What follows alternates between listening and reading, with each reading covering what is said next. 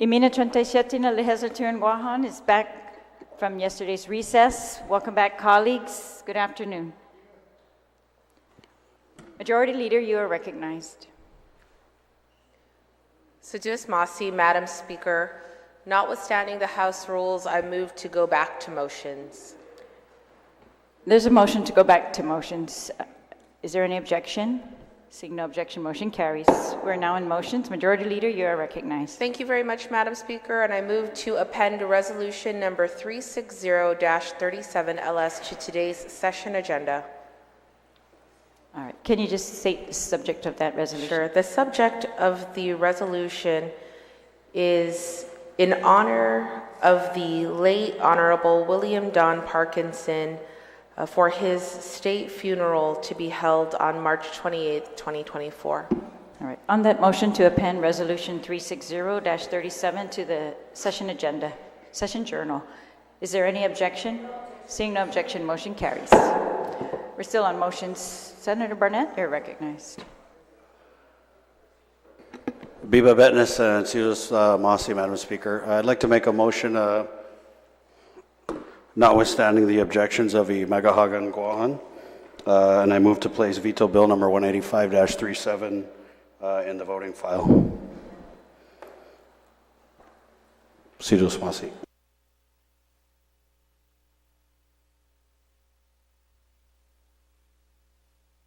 I'm sorry, Senator. I was distracted with talking to the clerk. Can you please repeat your motion? Notwithstanding the objections of a Magahagan Guahan, I move to place veto bill number 185-37 into the voting file, ma'am. Did you want to discuss it? This is the time to discuss that motion. If there's any discussion by anyone in the body. I mean, sure. I ask the support of my colleagues that we make a decision again on the location of the hospital, and I ask that we make this decision. Well, first I ask that everyone who supported it, the effort to send it to the governor's desk, I ask that support hold, and I ask that we move on this override so that we can once and for all start moving forward with the future of our people's health care. There's been little to no new details on the governor's proposal, and I think knowing full well the conditions of the Guam Memorial Hospital, I mean, we've all heard the life expectancy of GMH is about 5 years, so time is of the essence, and time is working against us. And so, again, I implore and plead with my colleagues to support this override so that we can begin construction as soon as possible on the People's Hospital at Ipoh Point. There's really nothing further to say, ma'am. We've discussed this issue up, down, sideways. I have put all the facts on the floor, and I feel like the facts are very compelling, ma'am, and they outweigh the information that we have on the EDA-GAGA proposal. So once again, put favor, I ask my colleagues to support this override effort. Sejus Masi, Madam Speaker. Sejus Masi, Senator. On that motion, Senator Taitakui, you are recognized. Sejus Masi, Madam Speaker, and good afternoon to my colleagues. TGIF. Madam Speaker, I stand in full support of this override. I think this body has made it clear, and the rule is the majority. That's the rule. We've done our job. We've discussed this on the floor many times in public hearings and oversight hearings, and we found this is the best location for the hospital. And I think the majority of the public believe it's the best location for the hospital because, one, it's going to be a lot faster to build than in Manila. Most of the infrastructure is already there. But most importantly, we have to remember the infrastructure of all those supporting medical facilities and doctors in the area. They're all in that area. Because of the timing, it's the best location because we're dragging our feet on this. Once again, the majority has spoken. We did our job. As far as anybody working together with the administration says, oh, I'm looking forward to working together and, with this body, I'm sorry. I don't know how many times we reached out to the governor, but it just comes back to her way or the highway. That's not working together. And the people of Guam see that. We've done our job, people.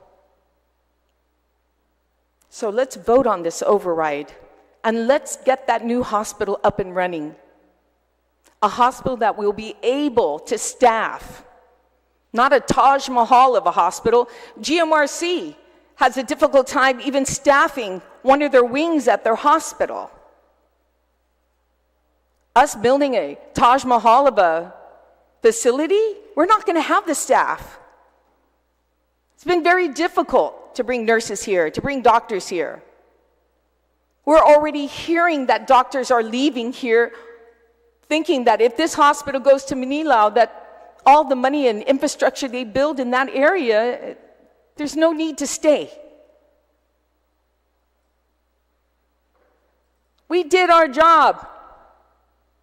The majority voted in favor of this. Don't let the public think that we did not. Thank you, Madam Speaker. Thank you, Senator. On the motion, is there anyone else who'd like to speak on the motion? Senator Brown, you're recognized on the motion.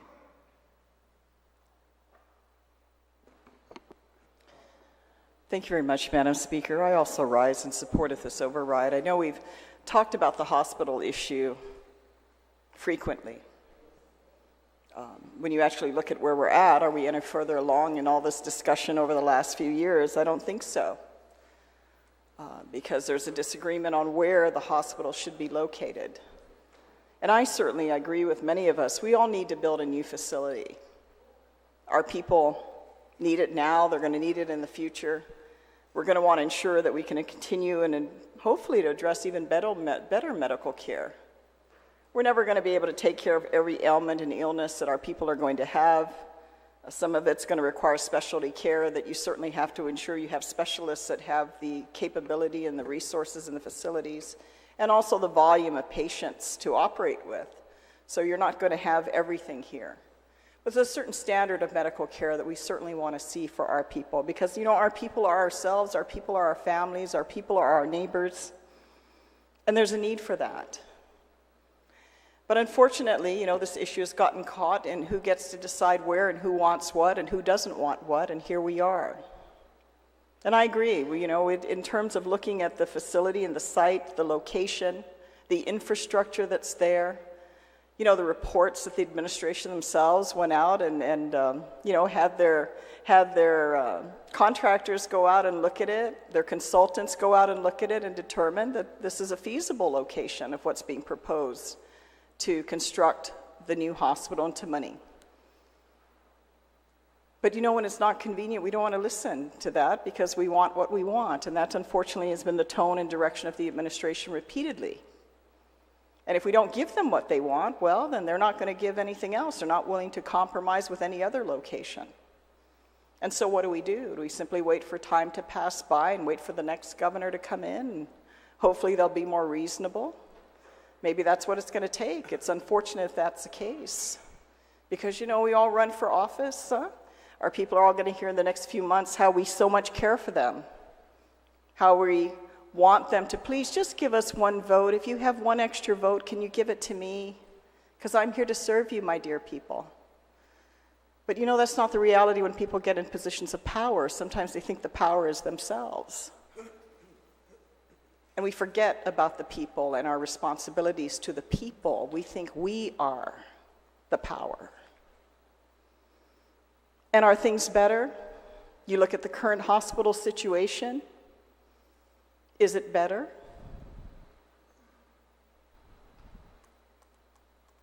I'm sure our people ask that question of themselves, those that have been patients up there. I've been a patient up at GMH. And probably a lot of people right now are not saying it's better. The administration promised when they were running for office, The governor reminded everybody she was a nurse. And we're assuming, well, because your background is in medical and health care, when you're in such an important position, therefore we're going to see better health care on Guam. Is that the case? I'm sure the people of Guam are asking themselves that now. Is that the case 6 years later? Is public health in a better situation of serving our community out there? No. On an electrical fire, they left the building, they abandoned it, and they abandoned their ability to help serve the most needy in our community. And by their own figures, public health presented, as you know, Madam Speaker, their numbers in terms of how many members of our community they've been able to serve over the last few years, irrelevant of COVID.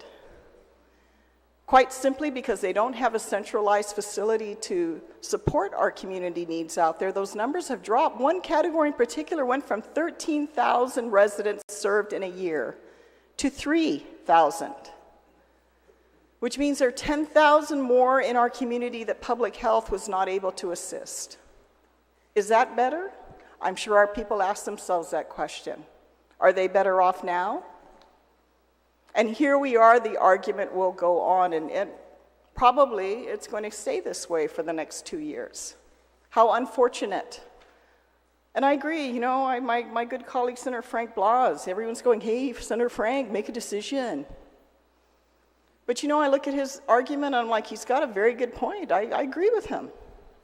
Take care of what we need to do now, because the need of health care is now. It's not 10 years from now when we build a palace that we probably financially are not going to be able to afford or maintain or be able to get the money. Like now, we're struggling in this time of bragging, because it must be those of us in leadership now that got the Midas touch. Because, we got so much excess. That's a new vocabulary. I don't recall in my last legislative life. Excess revenue. 100,000. Look at us. Aren't we great? People of Guam, vote for us because, man, look at the money. Like we had anything to do with it. But even with all that, is our health care better on Guam? Gosh, I'm sure our people ask themselves that question when they're having to struggle to decide, do they get on a plane to go to the Philippines or go to Hawaii or go to the mainland or go to Asia or go somewhere else? I'm sure they're asking themselves that question. And if the solution of this administration beyond the press releases, because we love to write press releases, huh? We make sure we hire people just to do that for us, to write that press release, to talk about ourselves. They're very good at talking about, it's a setback because we're not approving this facility where the governor wants it. The governor's and the administration's proposing, we're going to propose something that's going to be maybe built in 10 years. Long when this administration will be over and long when many of them will be forgotten, as many administrations prior. And that's the solution. And yet they have a direct inability, and we see it hearing after hearing after hearing, Madam Speaker, you who chair the Health Committee, and I who am your vice chair, sit through these and we look at ourselves and boy, our eyes are glazing over. The explanations that they give. Look at the most recent issue with this patient recording system that they have up there, that they bragged about. Once we get that, we're going to be able to track our patients, we're going to be able to track their health care, what services we provide, we're going to make sure our billings are more accurate. The computer's going to do all these magical things. And now what are they telling us? It's not the right system. We didn't procure the right system. Really? How many hospitals do we know in our modern society, including America, have that type of patient tracking system? And somehow Guam, the Guam Memorial Hospital, managed to procure a system that doesn't work for its intended purpose. And they said, it costs about $5 million, and we're going to need $5 million to $60 million to replace it. A system that they supposedly just procured 2 years ago. As if no big deal. We just burned $5 million on a system that doesn't work. And what happens as a result of that? Nothing. GMA management just continues on. There's no consequence to that. I'm sure there are many other needs at that hospital that $5 million could have gone to that would have really mattered to our people. And now they're going to come down to us and say, senators, if you care about health care, we need another $20 to $60 million to fund this system. What world do we live in? I don't know. I've worked for 2 governors. I don't think I'd be working for them. If that was my project that I was in charge of, or my department that I was in charge of, I think I would have gotten my walking papers. Or I'd be too embarrassed myself. I think I'd have to give myself my own walking papers and walk out the door. And yet, what do? What does the administration do? Do you hear anything? Are there any press releases being written on that? Oh my goodness, what world do we live in these days? And again, our people need to ask themselves once again, are we any better off? Is our healthcare system any better off? Do I feel any more confident that if I get sick here, or my loved one gets sick, that they can be well taken care of? And who do we blame? Are you going to blame the doctors, the nurses, the support staff at GMH that are trying to do their job under adverse conditions? Are we going to keep hearing about the perennial complaint about the elevators not working, the air conditioners not working? I mean, whose bright mind procured air conditioners? They don't have an electrical source to plug it in. And these people all earn above 6 figures. What kind of brain power puts that together that gets paid that much money to not produce something that is going to be of any value? And what happens to them? Nothing. We just go on. We just don't even bother to sweep it under the rug because we just ignore it. We just don't see it. And again, our people, no wonder why. No wonder why more of our people, our tax-paying base, gets on a plane and decides that this is no longer what they want. No wonder why thousands and thousands more of our people that used to vote, that used to be engaged in the political process, have decided, basta, para hafa. Is anything better? And can you blame them? And are we doing any better here? Because I know where the votes are going to land. The sponsor of this bill knows where the votes are going to land. But you know what? You got to do what you think you got to do is right. And we know where the votes are going to be that are going to support the administration. We know where those votes are going to land. It's going to be the same. But you know what? I didn't run for the legislature to work for the governor. And when I worked for the governor, I worked for the governor. I wasn't standing in here. My goodness, when we had a Republican governor, Republican legislature, we sure as heck weren't sitting there, kumbayaing and holding hands. When we disagreed, we disagreed. But I didn't take orders from the front office because the governor said this, and go, well, that's nice if we agree. If we don't agree, well, we don't agree. That's what the debate process is all about. But certainly what I do agree is, yes, we need to make a decision. I think we've already demonstrated. We said this is where we recommend. The majority of us recommend that this is where the hospital should be located. And that's up to the governor now. If she wants to sit and do nothing because she didn't get the location where she wanted it, that's her choice. People get to decide how they feel about that. But it's disappointing. Here we are, where we are.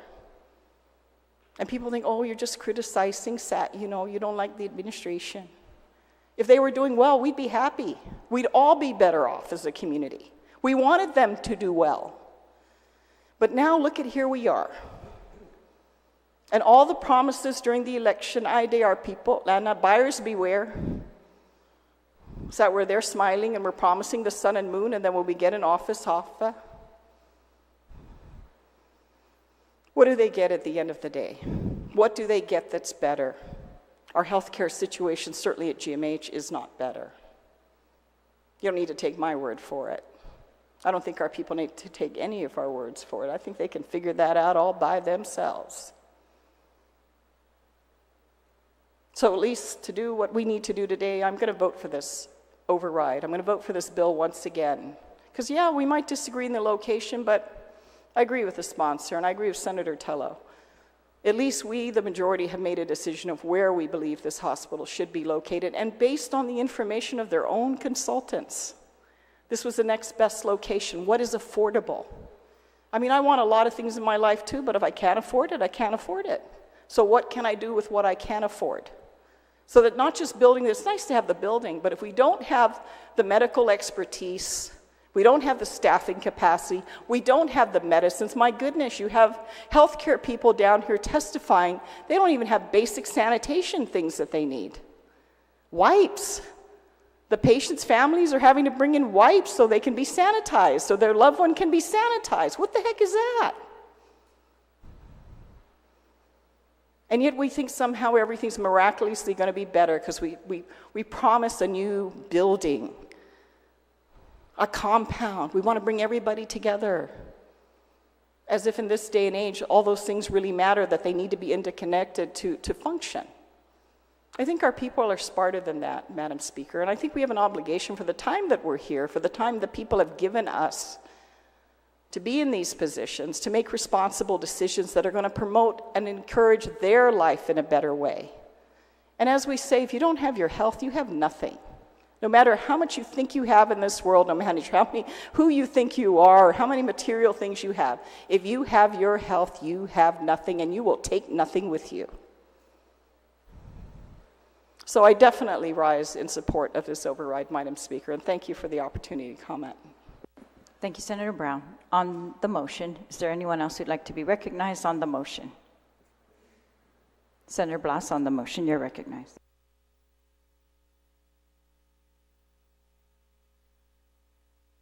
Thank you, ma'am.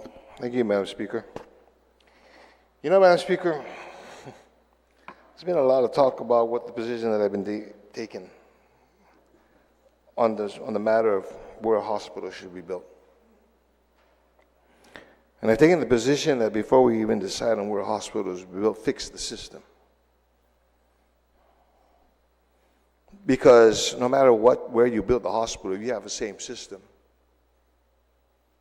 what good is it for the community?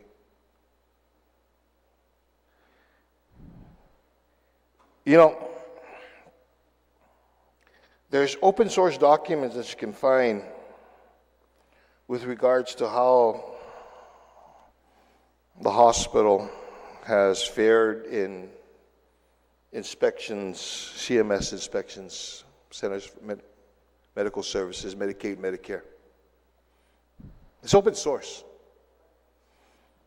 Let me read to you some of the entries, okay, in this open source information about the hospital and about the system that we have in the hospital.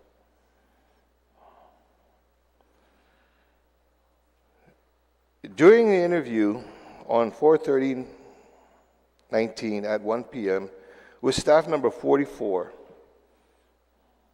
from the 7 a.m. to 3 p.m. shift, she acknowledged that the respiratory status and VS were abnormal for a 5-year-old according to the electronic health record documentation, and it would be concerning if it was during her shift. Staff number 4 further explained that nasal flaring and retractions are signs of respiratory distress and could have possibly considered placing a breathing tube in patient 6 to decrease the work of breathing and give him rest. Staff number 4 validated that the hospital does not have a pediatric rapid response team and only calls the pediatric physicians when there are concerns with patients. She also confirmed that the emergency department medical director and the nursing supervisor are always available if they are called. Yet in the same investigation, during an interview with an administrative staff number 3, she acknowledged that based on the written vital signs and symptoms, patient 6 was experiencing respiratory distress. In addition, she indicated the expectation is for staff to use all available resources, such as calling the nursing supervisor and the ERMD if necessary. Staff number 3 confirmed that the RRT, which the earlier staffer who was interviewed said wasn't available, is available for the entire hospital, and not sure why the pediatric staff did not call for backup help. Reviewed the hospital policy for the RRT with staff number 3, and there were no written indications for adults use only. Staff number 3 states, this RRT policy is a hospital-wide standard policy which is available for every staff. Staff number 3 also agrees that based on the direct clinical status documented in the notes of ongoing respiratory depression and no improvements from medications and treatments for patient number 6, the pediatric staff should have considered elevating the level of care to a higher level like ICU. Nothing there about the infrastructure. It's a system. Next one. On another case, during an interview on May 1st, 2019 at 1:50 p.m., the administrative staff number 20, she indicated that she was informed of the incident and immediately rushed to patient number 4's room. When she arrived, he was already pronounced by the nurse and assisted with the post-mortem care. Staff number 20 acknowledged that the HD nurse did not follow hospital policy in relation to visibility of the HD RIJ access site. Staff number 20 stated that HD access sites should never be covered. HD nurses have been educated about the importance of having their eyes on the HD access sites. Staff number 20 acknowledged that patient number 4 did experience a negative adverse effect during a routine HD treatment. She further explained that the HD machine was overdue for routine preventive maintenance services and was never serviced after the negative adverse event with patient number 4. When asked if she reported any failures, malfunctions of the machine to the engineering, she indicated no. During an interview with an administrative staff, she acknowledged that although the patient was a DNR, the patient 4 expired as a result of the HD incident. She further explained that she currently is in the process of doing a root cause analysis and the investigation is ongoing. Staff number 2 additionally validated that according to the hospital policy and procedure, the staff were supposed to save all the HD tubing and tag HD machine out of service for inspection in order to check it for possible defaults. After the incident, the staff discarded all the lines and did not tag the machine as per policy. Staff number 2 also acknowledged that the HD machine was overdue for routine preventive maintenance services, and it was not serviced after the negative adverse event with patient number 4. She further explained per hospital policy, whenever an adverse event occurs, the equipment is supposed to be serviced for possible defaults and to prevent reoccurrence of potential harm to other patients. Again, it's the system. In another instance, based on record review and interview, the hospital did not inform the patient's representative in advance of discontinuing patient care. This resulted in the hospital's failure to provide resuscitative care, which was against patient 4's preferable intensity of care directive. Another one. Based on interview and record review, the hospital failed to ensure that patients and family rights and requests related to end-of-life plan of care were followed, resulting in the patient's death without emergency interventions. What's that got to do with the hospital site? It's got everything to do with a hospital that our people need to rely on today. That's the position that I'm taking. We need to fix our system now. Because if we take this same system into a new hospital, no matter where the place is at, what are we doing?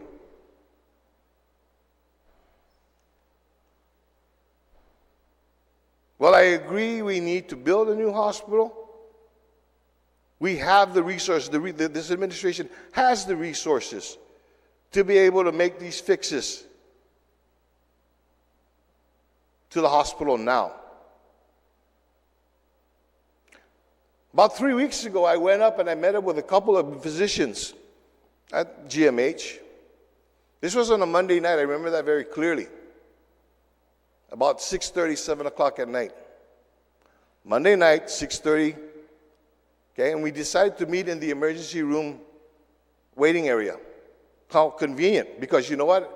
On a Monday night at 6:30, 7 o'clock in the emergency, there was nobody there. Yet at the same time, the emergency rooms at GRMC and Naval Hospital were bustling. And as I sat there in the emergency, in that waiting area, I just managed to look down below the waiting area seats. And the bar across the seats had caked on dirt. Dust and dirt that hasn't been cleaned in a long time. The aircon, that was the split unit aircon that was in that room, was leaking. Sure, the floors were shiny.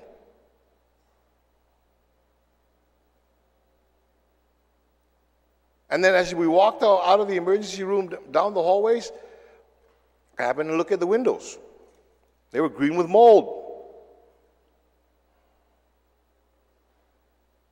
That's the kind of hospital that our people are going to today.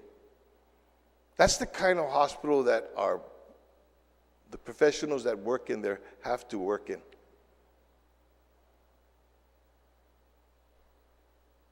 They can't wait another 5-10 years for a new hospital to be built to fix these problems.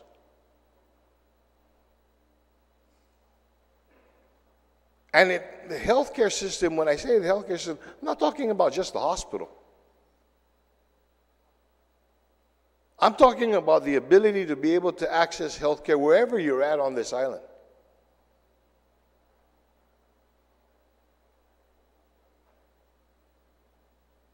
This government has the resources. This administration has the money to be able to fix it.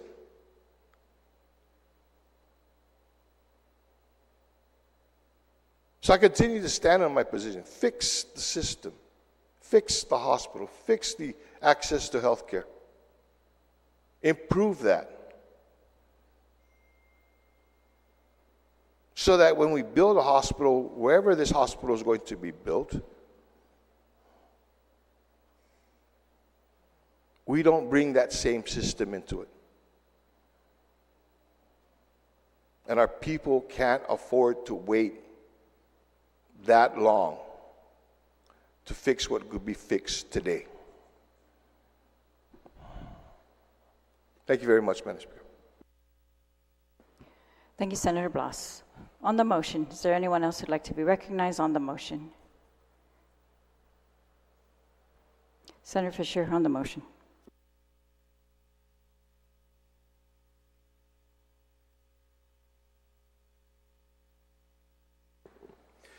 Thank you, Madam Speaker. Some years ago, the people of Guam elected a governor, Eddie Baza Calvo. Governor Calvo was a visionary and showed vision. It is because of Governor Calvo largely, and the taxpayers, of course, that Hagåtña is revitalized and continues to be revitalized. Leadership requires vision.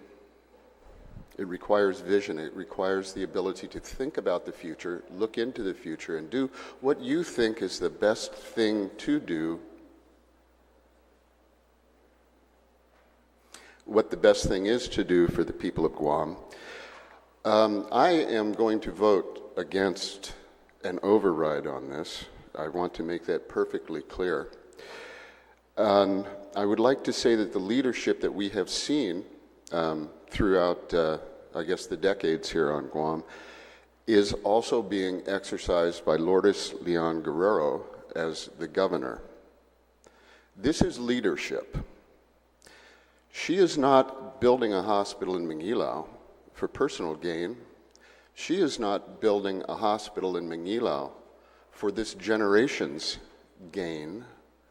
She wants to build a hospital in Manguilao because she is worried about the future of generations on Guam yet unborn.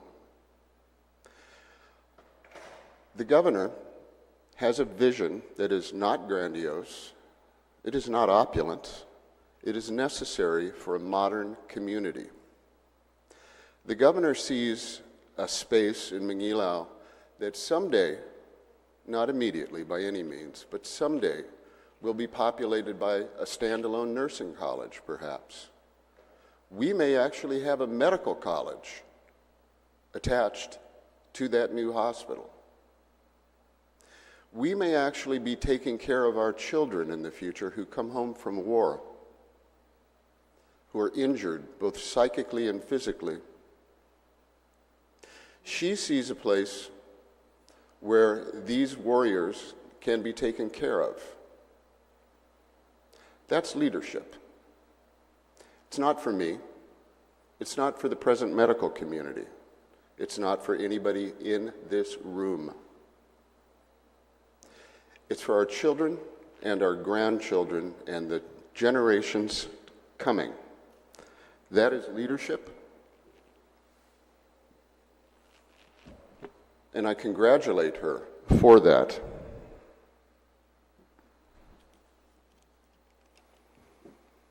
Now, I'm aware that the medical community is unhappy with this. Some members are unhappy with the location. They prefer to have the hospital located in an area where they've already made substantial personal investments. I'm sure they have chattel mortgages and mortgages on real estate, and they're worried about their ability to take care of the notes supporting those mortgages. But I'm not here about the doctors. I don't worry that they won't be able to feed themselves. What I worry about is the people of Guam. I hear about the doctors. Rarely do we hear about the people of Guam, how the people of Dededo might benefit from this. We don't hear about that. We don't hear about how the people of Mangilao will benefit from this.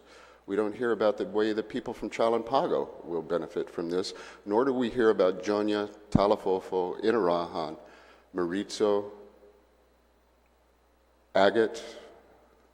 We do hear about the doctors, though, and they tell us that they need to have this facility close to where their offices are in case there's an emergency. I do not know how many emergencies in the average year a podiatrist has.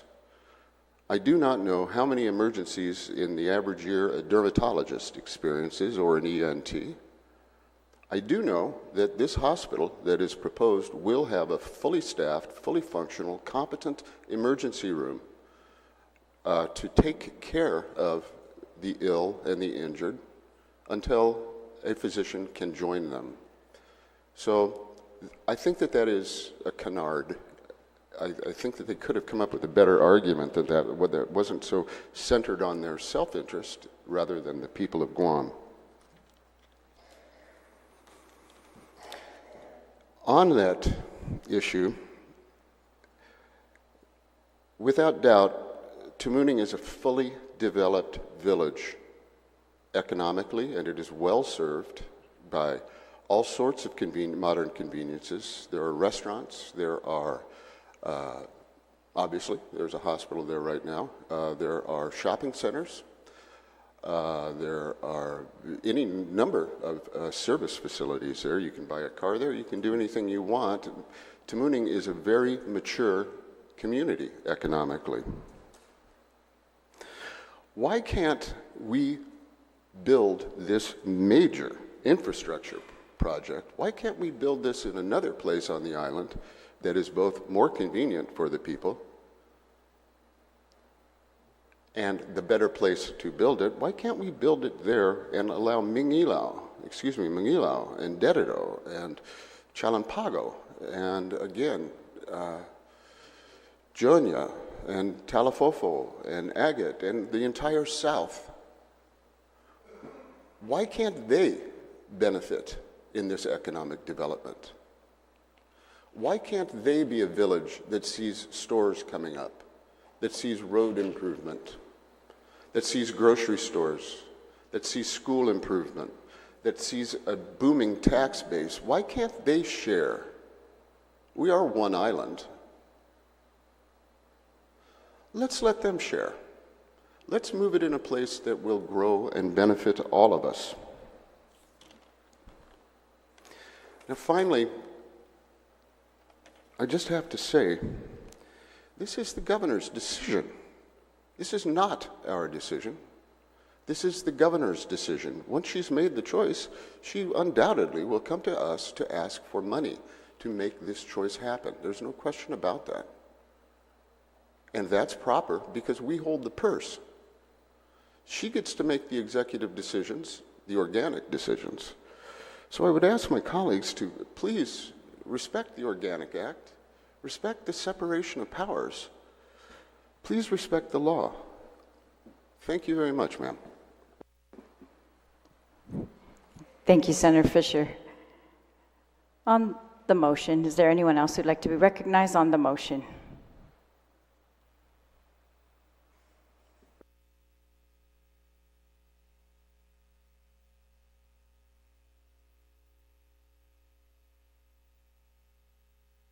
Senator Parkinson, you're recognized on the motion.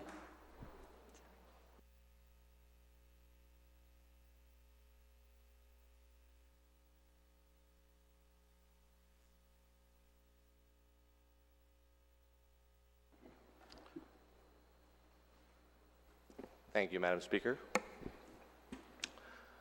I appreciate the comments of the retiring speaker, my friend Senator Fisher, on the merits of the location and his explanation of his position. I agree with. But what I want to talk about is the choice before us as a legislature. Because I've seen this discussion framed as Manilao versus Tamuning for a hospital location. But that's not really the choice there. That's a false choice. We have a more practical question before us as a body. The practical question before us is, do we want to work with the governor now on her vision for a hospital, or do we want to push this conversation down the road to the next governor with a new conversation? That's the choices. Do we want to move on this now, or do we want to revisit the conversation later? I've heard some of my colleagues opine that they don't like that it's the governor's way or the highway. And I object to that characterization because my friend Senator Fisher is correct. The people of Guam elected one governor, and through the powers vested through her in the Organic Act, this is her choice to make. We have one governor and 15 senators. This chamber is not made up of 15 little governors. And if anybody in this body wants to make decisions like a governor, then I suggest they run for governor.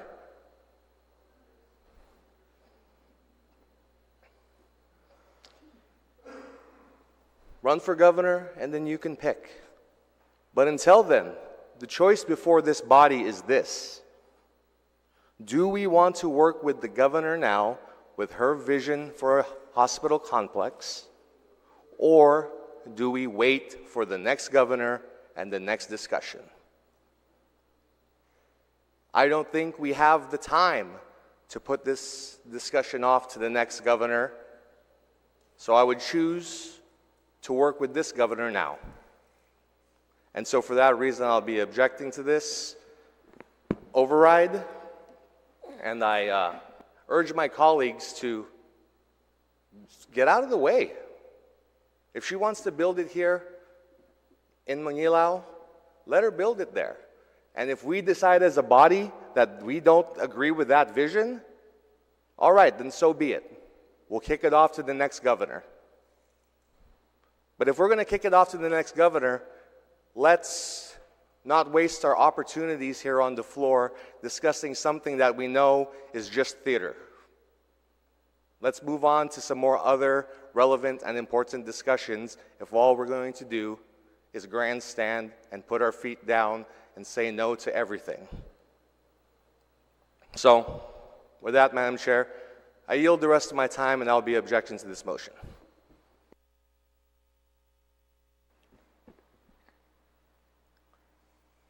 Thank you.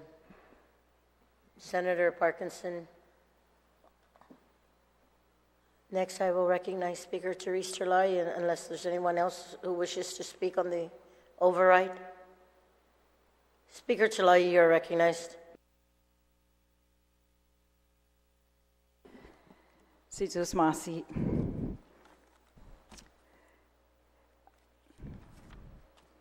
Some of my colleagues are telling us, work with the governor or do nothing or pass it off to some other governor. I don't, frankly, understand what it is that they're talking about. And I'm afraid that some of them don't understand what it is that the legislature's role is or that your current job as a senator is. In 2019, the Army Corps did a study. This was after many governors had speculated and proposed that we need to build a new hospital. Everyone knows, and everyone knew, we need a new hospital. But the Army Corps did a study, and to the governor's credit, she participated, cooperated in that study, allowed it to be done by the Army Corps, allowed her team to be interviewed and all of that. And the Army Corps at that time, after the study, told us our hospital is going to last 5 years at the most. Or, sorry, it would take 5 years to build. 5 years. They also offered to further help Guam, to do the design, to help us with a new location, to help make sure it would be cost effective.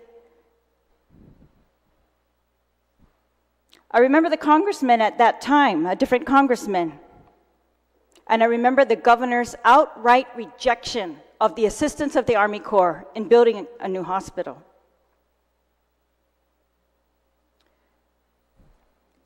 But the legislature continued to do its job. We put in financing for a new hospital. We gave the powers for the financing, for the creative financing for this new hospital. Because of the vision of some of my colleagues, they set up a committee or a task force to solicit input from all the stakeholders. It's what these stakeholders are currently clamoring for. We had set that up.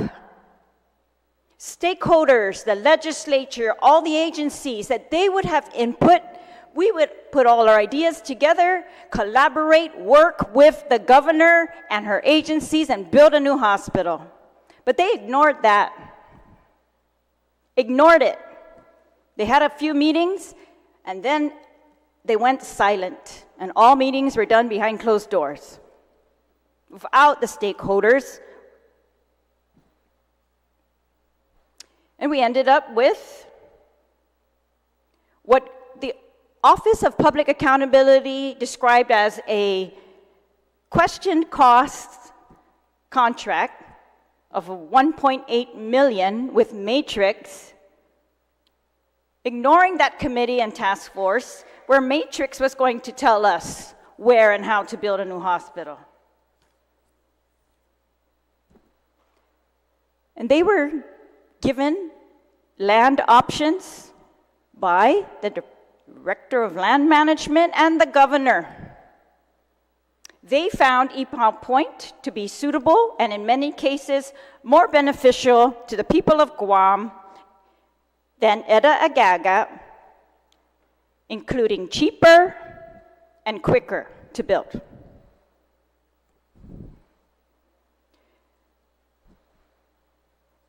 But Ipoh Point and Eda Agaga, and in fact almost all the properties that Matrix studied at the request of the Department of Land Management, those are properties already by law dedicated by previous legislatures to the Chamorro Land Trust or to the Guam Ancestral Lands Commission. That's why we're here, in case you don't know, that's why we're here. Otherwise, the governor has full authority to move forward of any government of Guam land, unless she wants to contravene existing law. And so we have, in passing Bill 185, we've allowed an exception to a law that previous legislatures found absolutely important. We've changed priorities and said, the hospital is more important. Let's build the hospital there. It will be quicker, it will be faster. According to your matrix study, I can't account for all the other excuses that have been thrown up in the air since then. But that shift in previous legislative mandates requires our legislative approval, which we gave in Bill 185 for the use of EPAL point. That's why I worry if some of the members here don't know what their job is.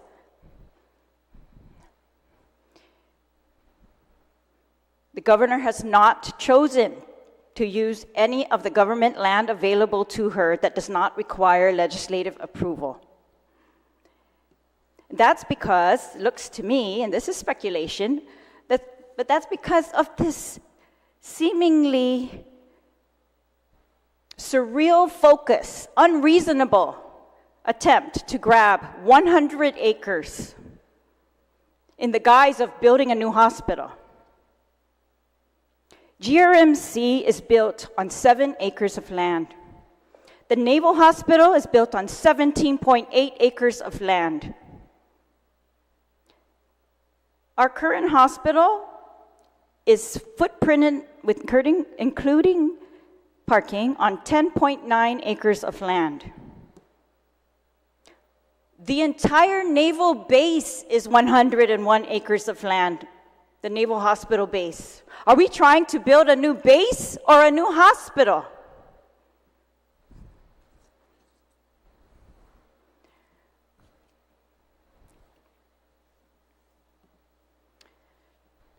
The public health building and the clinic that it held in Manilao and the x-ray machines that it held and were operable, those are all being held hostage instead of being repaired and put back into service.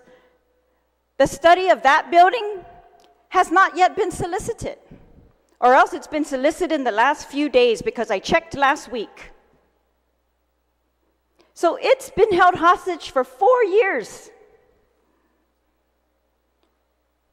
They seem to be making the Department of Public Health and Social Services and the patients of Guam wait for this 100-acre land grab.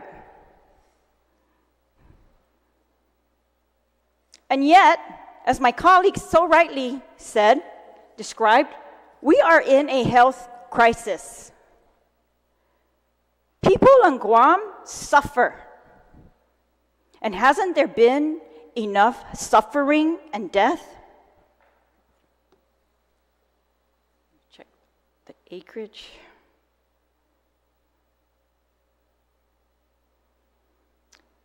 There's approximately 44 acres available at EPAL Point. That is more than enough to build a hospital and some of the other things that the governor wants to put there to take care of the people of Guam. It's been quoted to have infrastructure in the proximity, access. None of these sites is perfect, but this one, according to Matrix, we can move on right away. In fact, there was a study in 2010, and that's where the military was going to be held to its promises in the buildup to help us, because they knew they were going to be short on health care, hospital needs. Our hospital would be maxed out. It was already maxed out then. And so the proposal was that the military was going to help to fund the building of a new maternal and child portions of the hospital at EPAL Point while we transition and move the rest of the hospital over to EPAL Point. But that study was done by Matrix too. They found no problem with this building at EPAL Point. The only problem was the Department of Defense did not follow through with its side of the deal.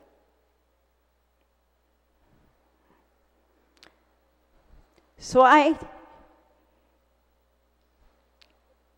I stand in support of the override of Bill 185, and I implore that the executive do what is within her power, and that is build the hospital now at Ipao Point for the people of Guam, or get the military to commit for real now, or use another property available to you as the governor of Guam. And as is the governor's job, restore the Department of Public Health and Social Services to their full services in Manila, their clinical services especially. Restore full services to the southern clinics that we get federal funding for, but they've been tied up by management. Focus on the management at the Guam Memorial Hospital today.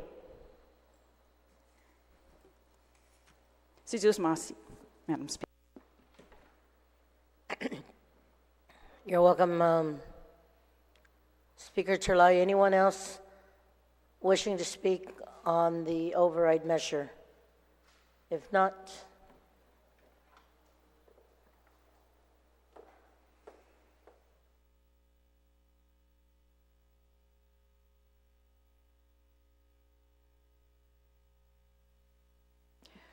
On the motion, sponsor may close.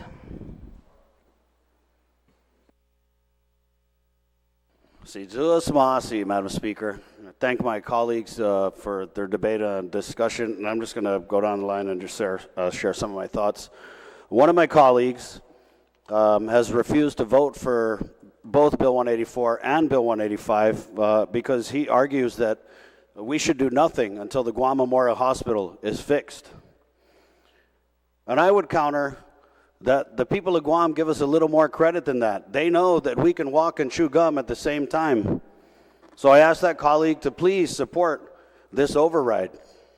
Another one of my colleagues talked about the visionary leadership of our governor, about how she's preparing for the future, how we could see a medical college over at Edagaga. Who's going to go to that college? Because everyone is leaving. And while you want to talk about the governor's vision for our future, I'm going to ask you to take a look around our island right now. Take a look around our island. Is this visionary? Is this leadership? They have allowed the people's health care to crumble to the ground. Public health burned down how many years ago? I don't even remember. They blocked off the entrance. They cut the services to our people. The people in the south at that Southern Regional Health Clinic, they're supposed to have urgent care down there. But every year, Lou and Josh have been in office, the people of Guam's health care has declined. So when they want to talk about health care, to me, they do it with very little credibility. One of my colleagues talked about Tamuning, and why should Tamuning have everything? Because Tamuning is our medical city. I've spoken very little about the doctors, but what they've told me is they support Ipao Point, not because it's convenient for them, but because it could save their patients' lives, because Ipao Point is close to their clinics. Now, in her State of the Island address, the governor talked about economic development at Edagaga, which I think is very telling, because they have run out of arguments to support that site. And now they're saying, oh, Mangilao deserves investment. Mangilao deserves construction. Who's going to benefit? Who's going to benefit from that construction, from that investment? The Bank of Guam. That's who.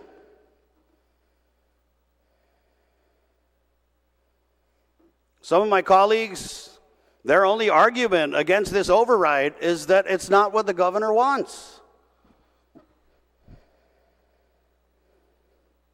That's it. They're not talking about studies. They're not talking about financial feasibility. They're just talking about do it because the governor said. That hasn't worked. The governor has not been able to convince a majority of members in this body to support her proposal. And to my colleagues, please, the people of Guam are watching. You know it's an election year.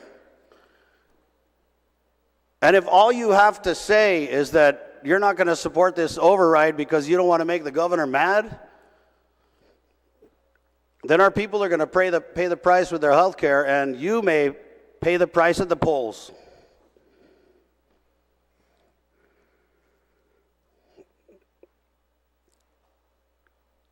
$100 acres at Edda Agaga. 100 acres. They're going to make Tanana and Tun Pete walk the whole length of Naval Hospital just because they want to dream big. We can't afford to dream big. We need to be realistic. It's as if this administration, no, it's not as if. They have the taste for caviar. Lo, we are on a corned beef budget. The governor has been flying back and forth to Washington, D.C. since we took office here in the 37th Guam Legislature. And she has offered no new information on her proposal.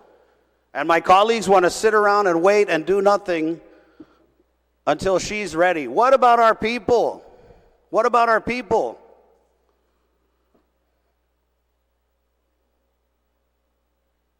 I assume the governor is seeking commitments of federal funding, or has been for the last couple of years, but she's saying exactly the same thing that she said when we first came into office. She's talking to the Department of Defense. We don't even know what kind of funding commitment she's trying to get, but it sounds very large. And the last time I checked, if you're trying to get that much funding, that's going to require an act of Congress. And when it comes to Congress, they said no to SSI. They said no to RICA. They said no to Compact Impact. So what do you think they're going to say to this?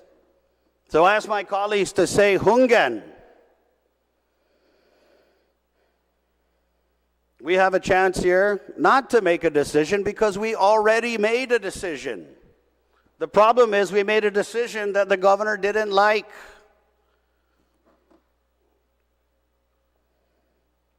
But we made the right decision, a decision the people of Guam support. Because, again, the facts favor EPOW. The study favors EPOW. The finances favor EPOW. The infrastructure favors EPOW. They have so little in the way of facts that they throw out nonsense, like the salty air. The salty air. If the salty air is truly a thing, then we got to build a big wall all around our island because guess what? We live on the island. Salty air happens. They talk about a fault line. Well, that fault line didn't stop the military from planning to build at Ipao Point. The fault line didn't stop us from building at Ipao Point in the first place. So again, my colleagues, we're coming up on Holy Week. We're coming up on Easter, a time of renewal, a time of rebirth. The people of Guam are watching. They want us to make a decision on their health care. Again, Tatlu and Biahi. Take a look around our island. Look at public health. Look at our health care. Look at the Guam Memorial Hospital. We can continue to make improvements at the Guam Memorial Hospital while we break ground and construct the new one at Ipao Point. The governor in the State of the Island address said that building a new hospital was fixing the old one. And if that's the case, then let's build the new hospital at Ipao Point so we can fix the old one faster. Si Dios masi, Madam Speaker. Jesus Masi. On the motion to place vetoed bill number 185-37 LS in the voting file, notwithstanding the objections of Imagahagan Guahan, all in favor, please raise your hand.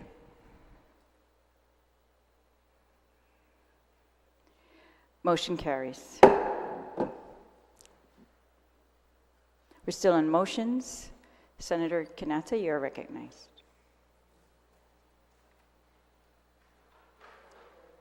Thank you, Madam Speaker. I move to place Bill 215-37 Core, sponsored by Senator Roy A.B. Kanata, and co-sponsored by Senator Joe S. and Augustine, which is an act to amend subsection 1903E, annotated to amend subsection 30101, Chapter 30, Title 5, Guam Code, annotated relative to the election, qualification, and processing of Office of Public Auditor and the Attorney General in Guam, back to the second reading for the purpose of adding an amendment. Is there any objection to that motion? The bill is currently in third reading. The motion is to move it back to second. Is there any objection? Seeing no objection, motion carries. We're still in motions. Is there any other motion? If not, we'll proceed. Motions? If not, we'll proceed to second.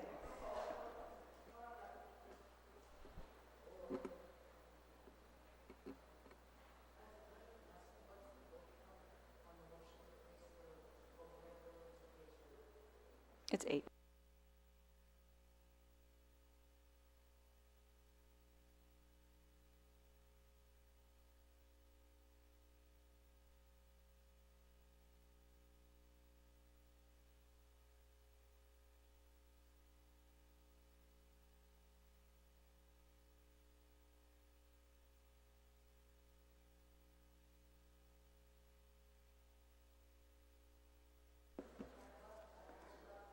We're proceeding with second reading, bill number 215-37. Senator Kanata, you're recognized.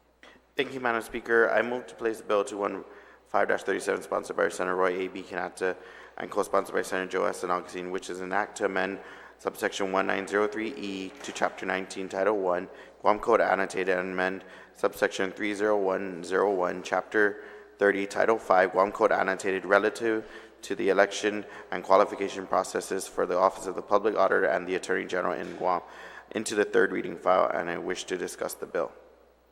Please proceed.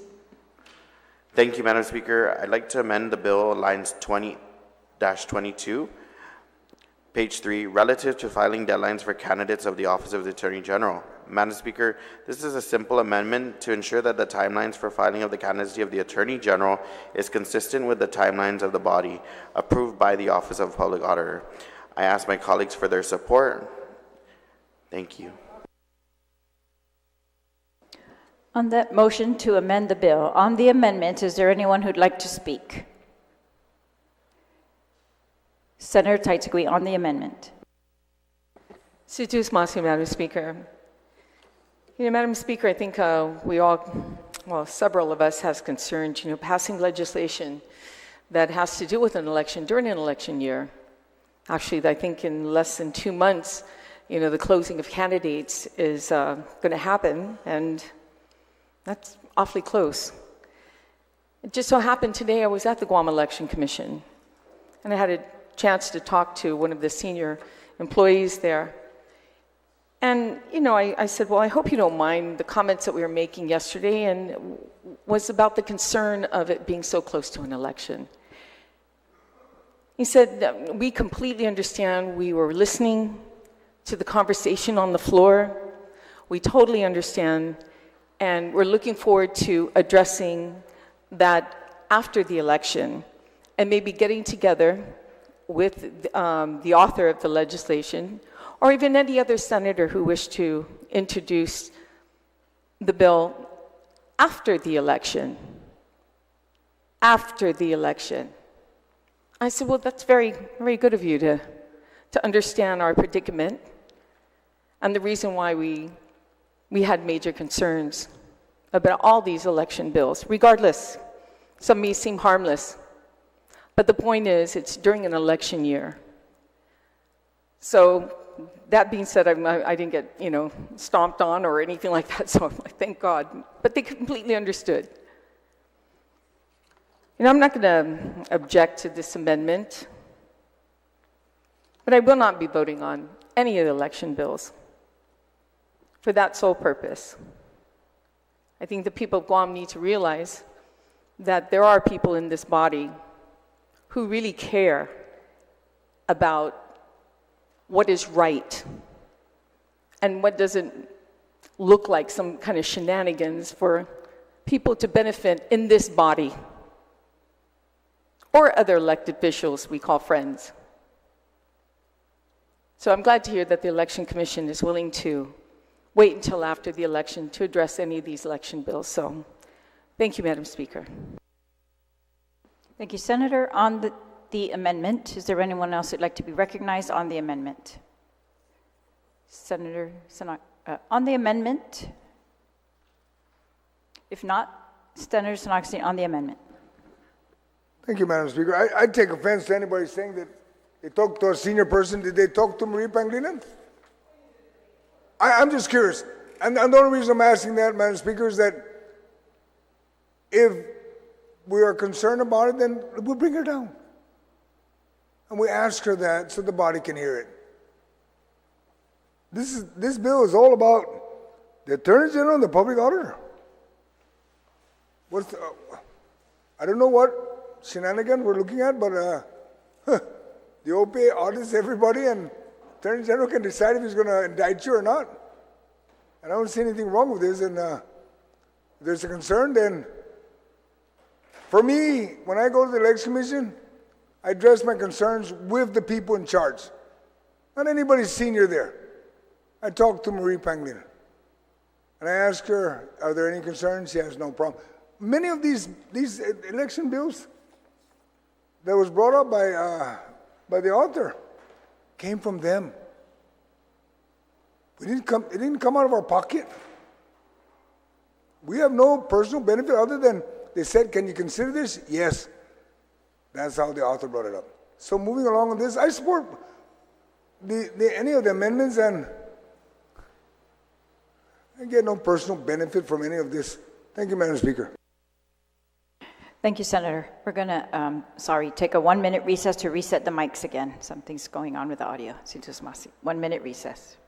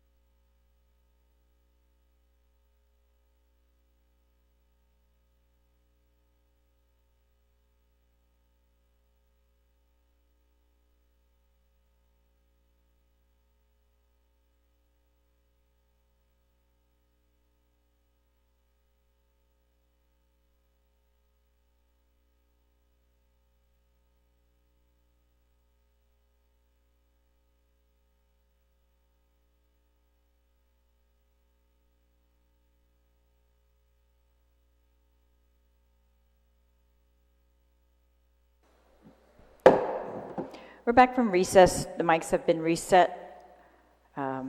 Is there anyone else who'd like to speak on the amendment, the Kanata amendment? If not, then the sponsor may close on the amendment. He's waiving closing on the amendment. Is there any objection to this amendment? Seeing no objection, the amendment passes. We're back on the bill as amended. Is there anyone who'd like to speak on the bill as amended? If not, Senator Barnett on the bill as amended. Thank you, Madam Speaker. Sidos Masi, Biba Betness. I just have a question for the author. Please state your question. Thank you. So I was at the discussing some of these measures with my friends at the Guam Election Commission, and this Bill 215, is this the one that eliminates the ballots in the primary for the OPA and the AG?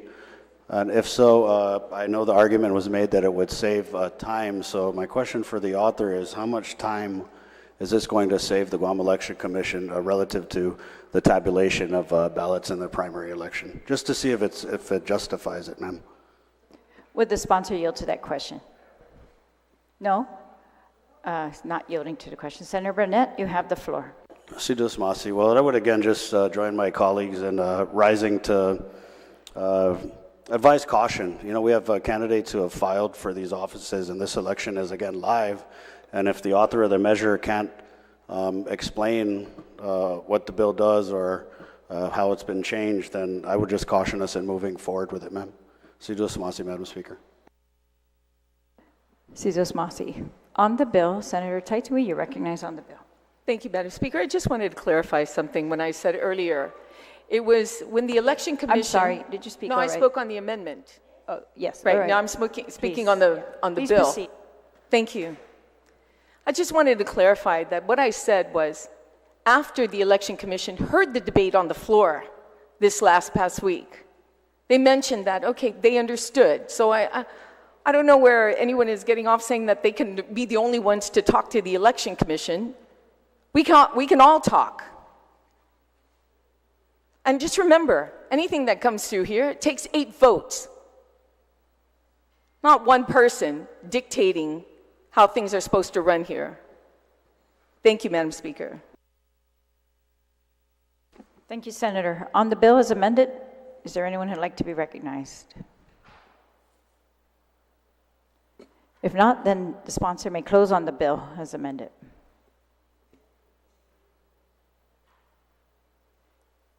Thank you, Madam Speaker. 215 seeks to cancel the primary election for both the Office of Public Auditor and the Attorney General of Guam. Currently, both offices are required to be placed on separate ballots from the partisan offices of the primary election. If enacted, the GEC would no longer have to procure, print, code, and secure the second ballot of the primary election. Additionally, the elimination of the nonpartisan ballot of the primary election may bring about quicker election results and reduce the cost of labor needed for the tabulation of such ballots. The GEC notes that 3 GCA 6108 references a primary election deadline requirement for both the Public Auditor and the Attorney General. I just wanted to point that out. But other than that, I just request for my colleagues' support. I understand the reservations of it being an ongoing election season, but I have no personal gain here. I'm not running for Attorney General. I'm not related to BJ Cruz. We're the same LGBT community, but the AG's office as well, I am not related to him. I have nothing to gain here. So I thank my colleagues for the reservations, but I just ask for their support. And again, this legislation was requested based on the committee, the Guam Elections Commission. And I'm just trying to assist the Guam Election Commission push forward their agenda in amending and reforming election matters. But I thank my colleagues for the reservation, and that is the beauty of the democratic process. I am not here to be a dictator. I'm just trying to do what I can and try to push forward with the request of the agencies that request for these things or the people's concerns. So I'm doing my very best, and I'm trying to, just keep going forward. When they go low, we just go high. There's no point of trying to ridicule my character or anyone's motive in here. It's very easy to point out the flaws of one individual, but the mirror sometimes is something you need to look at.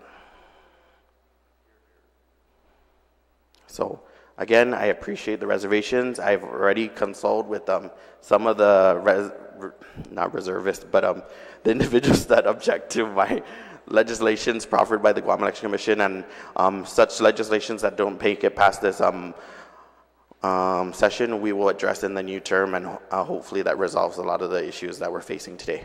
Again, thank you, my colleagues. Have a great weekend.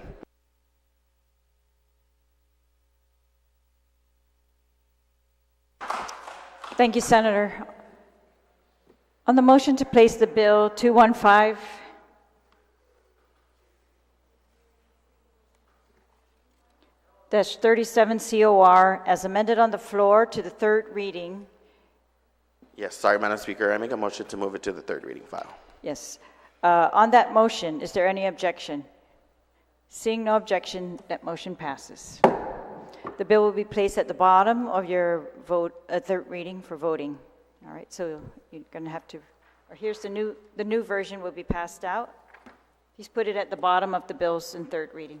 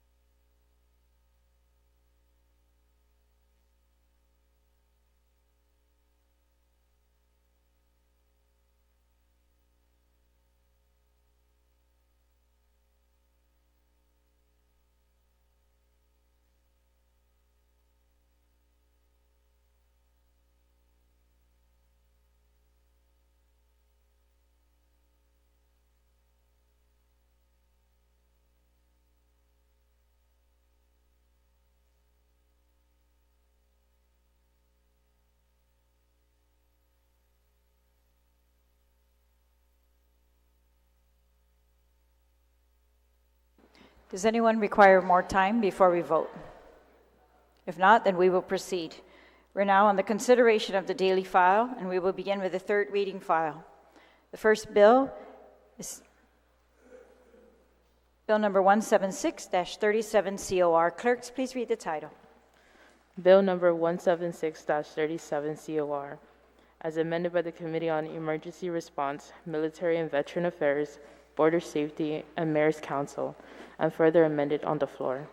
Introduced by Tina Rose Munya Barnes, Dwayne T. D. Nicholas, Jesse A. Lujan, Christopher M. Duenas, Amanda L. Shelton, Joe S. San Augustine, Chris Barnett, Therese M. Terlahi, Roy A. B. Kanata, William A. Parkinson, Frank Blosh Jr. An act to amend Section 73151 and to add new sections 73127.1, 73104.1, 73104.2, 73104.3, and 73104.4 of Article 1, Chapter 73, Title 5, Guam Code Annotated, relative to authorizing the Guam Customs and Quarantine Agency to adopt and implement a custom automated system and the harmonized commodity and coding system. Roll call. Senator Barnett. Senator Barnett, aye. Senator Blas. Senator Blas, aye. Senator Brown. Senator Brown, aye. Senator Duenas. Senator Duenas, aye. Senator Fisher. Senator Fisher, aye. Senator Lujan. Senator Lujan, aye. Vice Speaker Munya Barnes. Vice Speaker Munya Barnes, aye. Senator Parkinson. Senator Parkinson, aye. Senator Perez. Senator Perez, aye. Senator Kanata. Senator Kanata, aye. Senator San Augustine. Senator San Augustine, aye. Senator San Nicolas. Senator San Nicolas, aye. Senator Shelton. Senator Shelton, aye. Senator Taitigui. Senator Taitigui, aye. Speaker Terlahi. Speaker Terlahi, aye.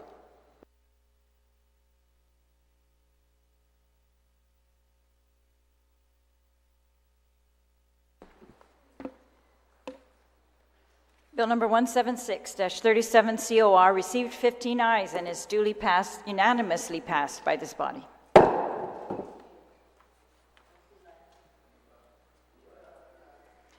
Bill number 213-37 COR. Clerks, please read the title.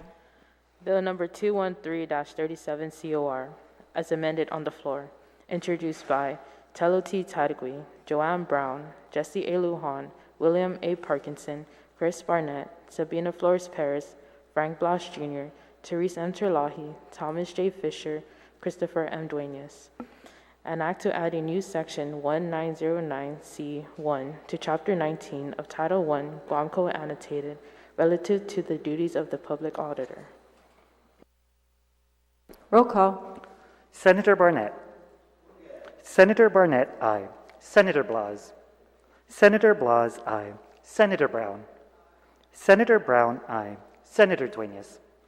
Senator Duenas, aye. Senator Fisher. Senator Fisher, aye. Senator Lujan. Senator Lujan, aye. Vice Speaker Munya Barnes. Vice Speaker Munya Barnes, aye. Senator Parkinson. Senator Parkinson, aye. Senator Perez. Senator Perez, aye. Senator Kanata. Senator Kanata, aye. Senator San Augustine. Senator San Augustine, aye. Senator San Nicolas. Senator San Nicolas, aye. Senator Shelton. Senator Shelton, aye. Senator Taitigui. Senator Taitigui, aye. Speaker Terlahi. Speaker Terlahi, aye.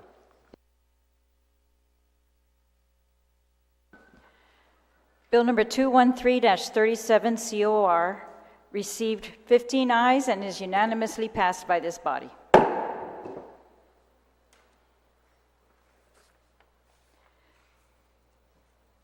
Bill number 214-37 COR. Clerks, please read the title.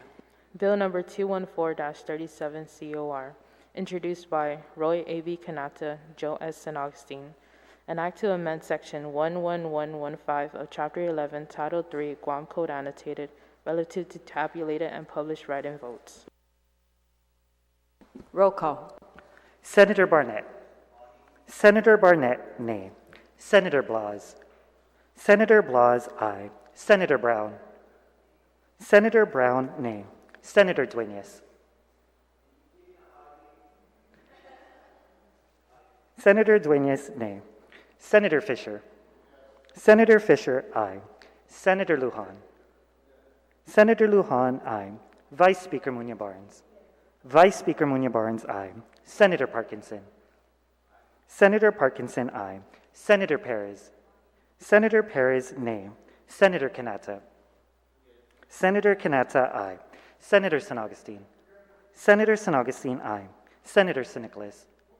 Senator San Nicolas, aye. Senator Shelton. Senator Shelton, aye. Senator Taitigui.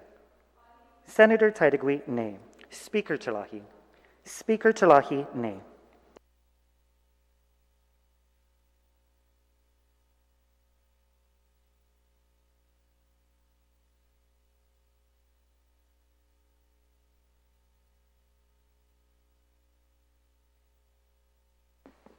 Bill number 214-37 COR received 9 ayes and 6 nays and is duly passed by this body.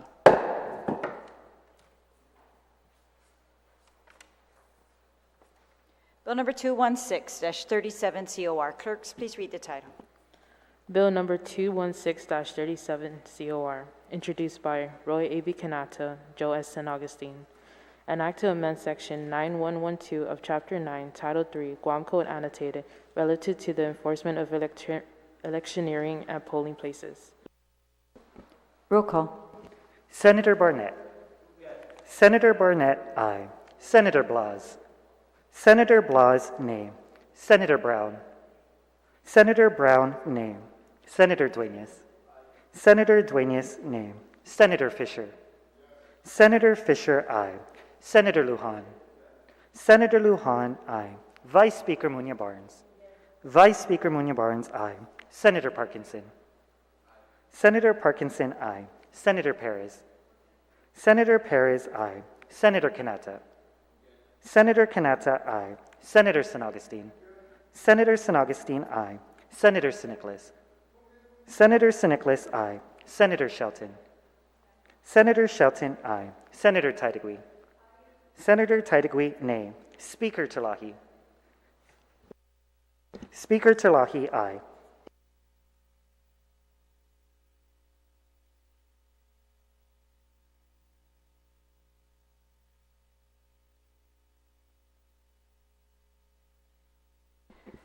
Bill number 216-37 COR received 11 ayes and 4 nays and is duly passed by this body.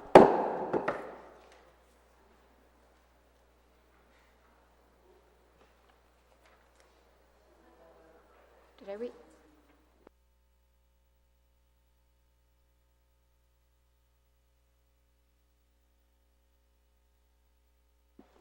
We're now on Bill number 242-37 COR. Clerks, please read the title. Bill number 242-37 COR, as amended by the Committee on Health, Land, Justice, and Culture. Introduced by Therese M. Terlahi. An act to amend sections 21101, 21102, 21104, 21107, and 21115 of Chapter 21, Title 10, Guam Code Annotated, relative to sanitary permit requirements. Roll call. Senator Barnett. Senator Barnett, aye. Senator Blas. Senator Blas, nay. Senator Brown. Senator Brown, aye. Senator Dueñas. Senator Dueñas, aye. Senator Fisher. Senator Fisher, nay. Senator Lujan. Senator Lujan, aye. Vice Speaker Munya Barnes. Vice Speaker Munya Barnes, aye. Senator Parkinson. Senator Parkinson, nay. Senator Perez. Senator Perez, aye. Senator Kanata. Senator Kanata, aye. Senator San Augustine. Senator San Augustine, aye. Senator Siniclis. Senator Siniclis, aye. Senator Shelton. Senator Shelton, aye. Senator Titagui. Senator Titagui, aye. Speaker Talahi. Speaker Talahi, aye.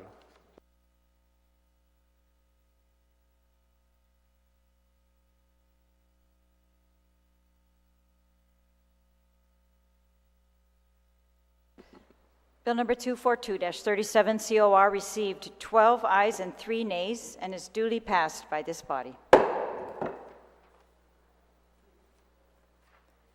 We're now on resolution number 171-37 LS. Clerks, please read the title.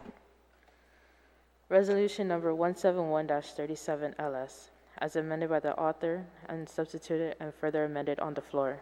Introduced by Therese M. Terlahi, Sabina Flores Perez, Chris Barnett, Joanne Brown, Frank Blas Jr., Jesse A. Lujan, Tina Rose Munya Barnes, Amanda L. Shelton, Dwayne T.D. Siniclas, Joe S. San Augustine, Tello T. Titagui, Christopher M. Dueñas, Thomas J. Fisher, William A. Parkinson, Roy A. B. Canato.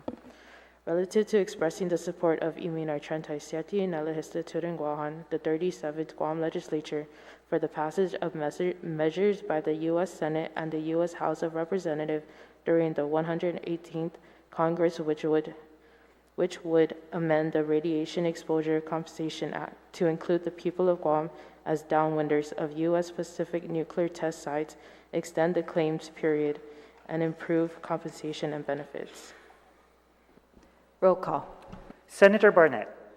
Senator Barnett, aye. Senator Blas. Senator Blas, aye. Senator Brown.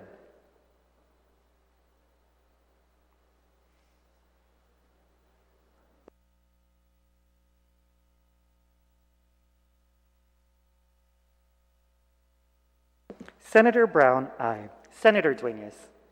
Senator Dueñas, aye. Senator Fisher. Senator Fisher, aye. Senator Lujan. Senator Lujan, aye. Vice Speaker Muñoz Barnes. Vice Speaker Muñoz Barnes, aye. Senator Parkinson. Senator Parkinson, aye. Senator Perez. Senator Perez, aye. Senator Kanata. Senator Kanata, aye. Senator San Augustine. Senator San Augustine, aye. Senator San Nicolas. Senator San Nicolas, aye. Senator Shelton. Senator Shelton, aye. Senator Taitigui. Senator Taitigui, aye. Speaker Terlahi. Speaker Terlahi, aye.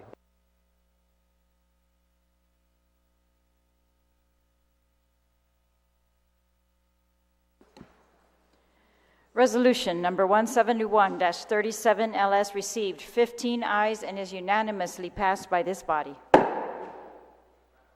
Adopted by this body.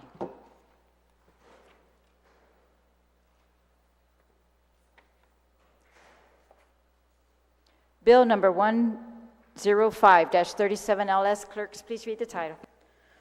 Bill number 105-37 LS, as amended by the Committee on Education, Public Safety, and the Arts, and further amended on the floor.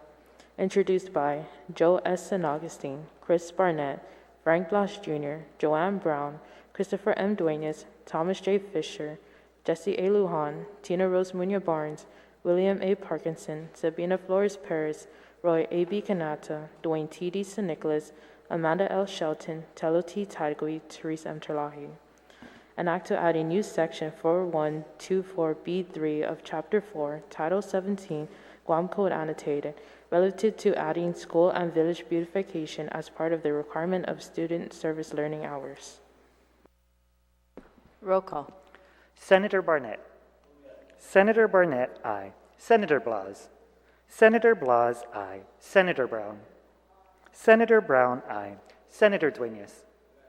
Senator Dueñas, aye. Senator Fisher. Senator Fisher, aye. Senator Lujan. Senator Lujan, aye. Vice Speaker Muñoz Barnes.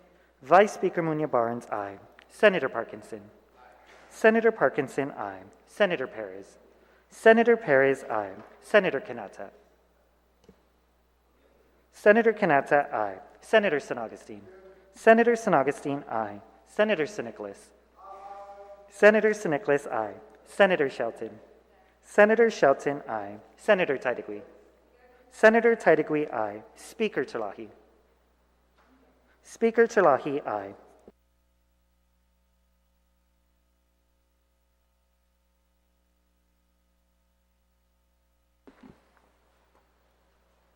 Bill number 105-37 LS received 15 ayes and is unanimously passed by the body.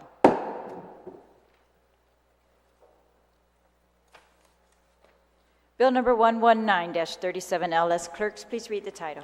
Bill number 119-37 COR, as amended by the Committee on Environment, Revenue and Taxation, Labor Procurement and Statistics, Research and Planning, and substituted and further amended on the floor.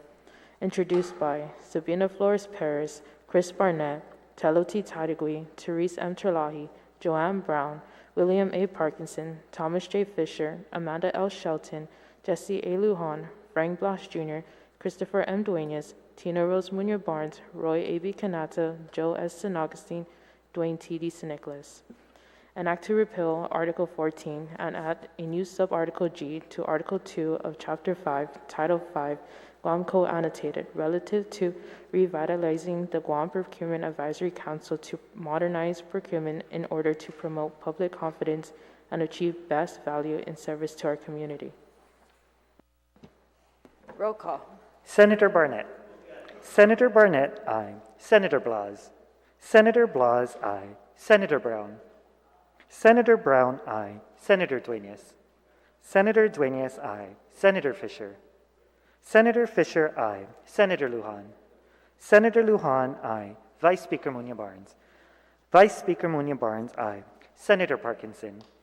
Senator Parkinson, aye. Senator Perez. Senator Perez, aye. Senator Kanata. Senator Kanata, aye. Senator San Augustine. Senator San Augustine, aye. Senator San Nicolas. Senator San Nicolas, aye. Senator Shelton. Senator Shelton, aye. Senator Titagui. Senator Titagui, aye. Speaker Talahi. Speaker Talahi, aye. Bill number 119-37 COR received 15 ayes and is unanimously passed by this body.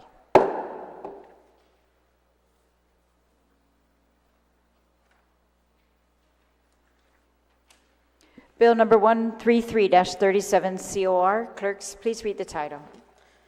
Bill number 133-37 COR, as amended by the Committee on Infrastructure, Economic Development, Simon Sanchez High School, Disability Services, Self-Determination and Historic Preservation, Housing, Public Accountability, and the Guam Buildup, and substituted and further amended on the floor. Introduced by Sabina Flores Perez, Therese M. Terlahi, Chris Barnett, Telo T. Titagui. An act to add a new section 48307 to Article 3 of Chapter 48, Title 21, Guam Code Annotated, relative to allowing tenants to make repairs to weatherheads and weatherhead posts following storms in cases where landlords fail to act expeditiously. Roll call. Senator Barnett. Senator Barnett, aye. Senator Blas. Senator Blas, pass. Senator Brown. Senator Brown, aye. Senator Dueñas. Senator Dueñas, aye. Senator Fisher. Senator Fisher, nay. Senator Lujan. Senator Lujan, aye. Vice Speaker Muñoz-Barnes. Vice Speaker Muñoz-Barnes, aye. Senator Parkinson. Senator Parkinson, aye. Senator Perez. Senator Perez, aye. Senator Canata. Senator Canata, pass. Senator San Augustine. Senator San Augustine, aye. Senator Siniclis. Senator Siniclis, aye. Senator Shelton. Senator Shelton, aye. Senator Titagui. Senator Titagui, aye. Speaker Terlahi. Speaker Terlahi, aye.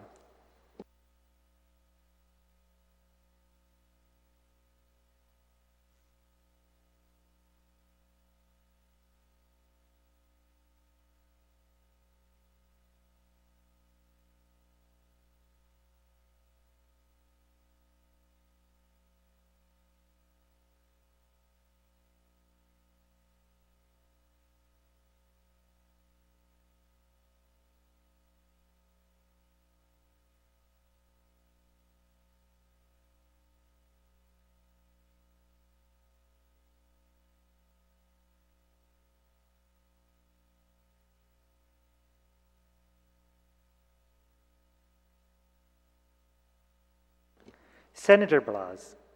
Senator Blas, aye. Senator Canata. Senator Canata, aye.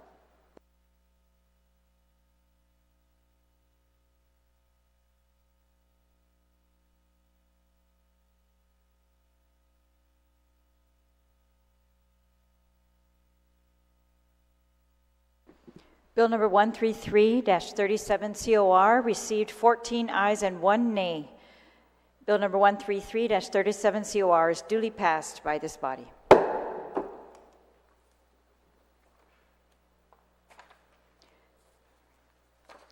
Bill number 194-37 LS. Clerks, please read the title.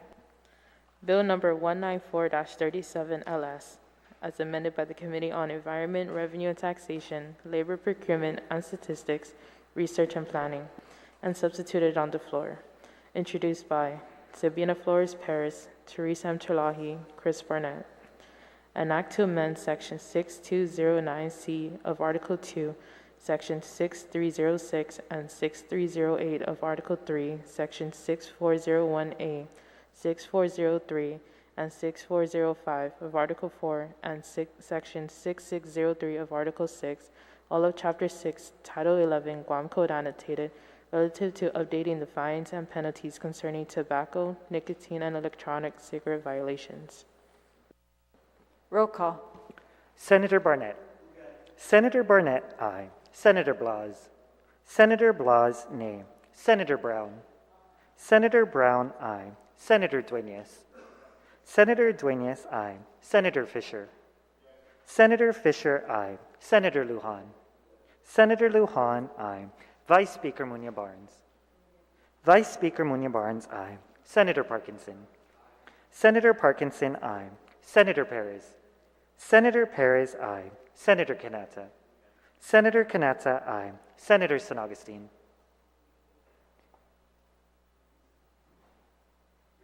Senator San Augustine, aye. Senator San Nicolas.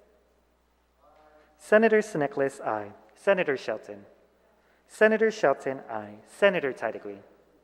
Senator Taitigui, aye. Speaker Chalahi. Speaker Chalahi, aye.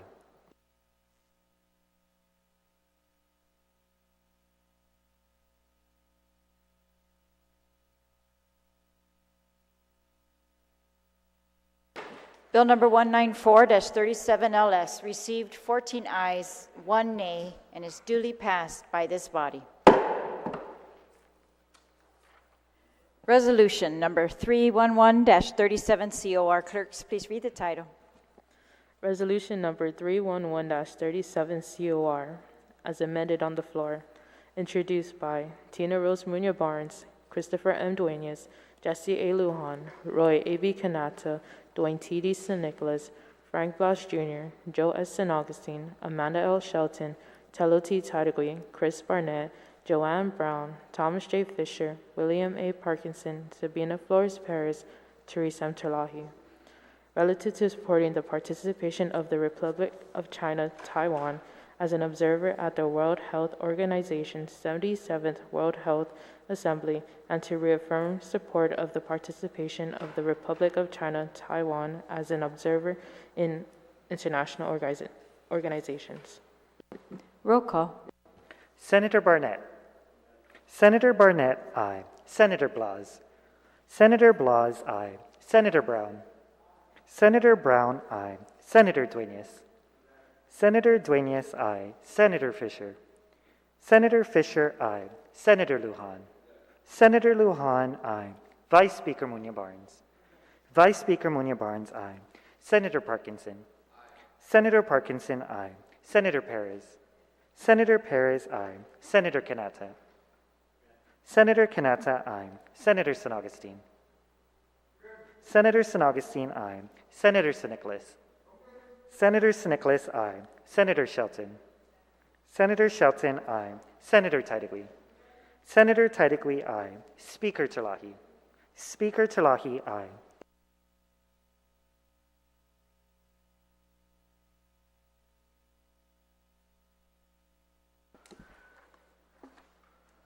Resolution number 311-37 COR received 15 ayes and is unanimously adopted by the body. Bill number 215-37 COR. Clerks, please read the title.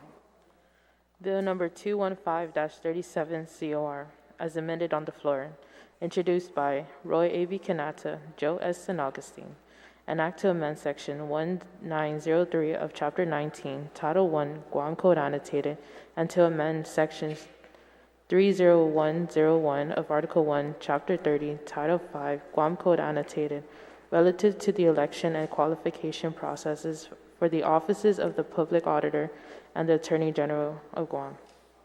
Roll call. Senator Barnett.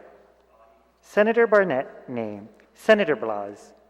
Senator Blas, name. Senator Brown. Senator Brown, name. Senator Duenas. Senator Duenas, name. Senator Fisher. Senator Fisher, aye. Senator Lujan. Senator Lujan, aye. Vice Speaker Munoz Barnes. Vice Speaker Munoz Barnes, aye. Senator Parkinson. Senator Parkinson, aye. Senator Perez. Senator Perez, pass. Senator Kanata. Senator Kanata, aye. Senator San Augustine. Senator San Augustine, aye. Senator San Nicolas. Senator San Nicolas, aye. Senator Shelton. Senator Shelton, aye. Senator Taitigui. Senator Taitigui, nay. Speaker Chalahi. Speaker Chalahi, aye.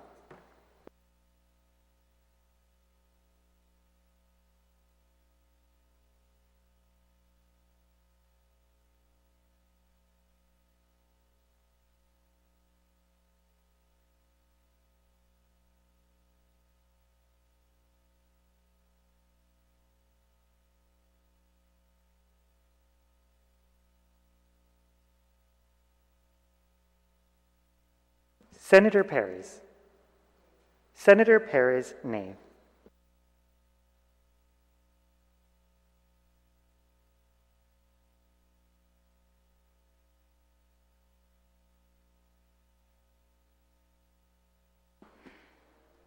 Bill number 215-37 COR received 9 ayes and 6 nays and is duly passed by this body.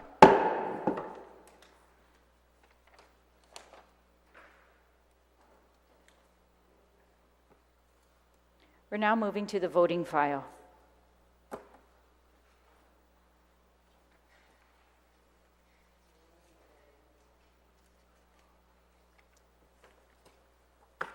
On the nomination of Sandra F. Berdalio to serve as a member of the Guam Housing Corporation Board of Directors, all in favor, please raise your hand.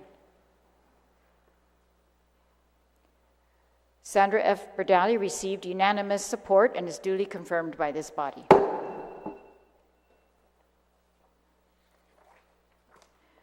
On the nomination of Stephen Carrara Esquire to serve as a member of the Guam Environmental Protection Agency Board of Directors, all in favor, please raise your hand.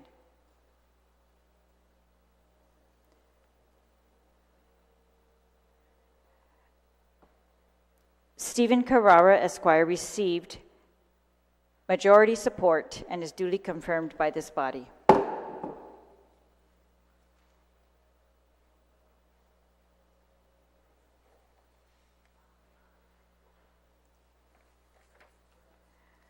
On the nomination of Francis A. Castro to serve as a member of the Guam Environmental Protection Agency Board of Directors, all in favor, please raise your hand. Francis A. Castro received unanimous support and is duly confirmed by this body. On the nomination of Paul B. Minjola to serve as a member of the Guam Council of the Arts and Humanities Agencies Board of Directors, all in favor, please raise your hand. Paul B. Minjola received unanimous support and is duly confirmed by this body. On the nomination of Michelle Minji A. Merfalin to serve as a youth member of the Guam Visitors Bureau Board of Directors, all in favor, please raise your hand. Michelle Minji A. Merfalin received unanimous support and is duly confirmed by this body. On the nomination of Angie R. Taitagui to serve as the director of the Guam Council on the Arts and Humanities Agency. Roll call. Senator Barnett. Senator Barnett, aye. Senator Blas. Senator Blas, aye. Senator Brown. Senator Brown, aye. Senator Dueñas. Senator Dueñas, aye. Senator Fisher. Senator Fisher, aye. Senator Lujan. Senator Lujan, aye. Vice Speaker Muñoz Barnes. Vice Speaker Muñoz Barnes, aye. Senator Parkinson. Senator Parkinson, aye. Senator Perez. Senator Perez, aye. Senator Kanata. Senator Kanata, aye. Senator San Augustine. Senator San Augustine, aye. Senator Siniclis. Senator Siniclis, aye. Senator Shelton. Senator Shelton, aye. Senator Taitagui. Senator Taitagui, aye. Speaker Tulahi. Speaker Tulahi, aye.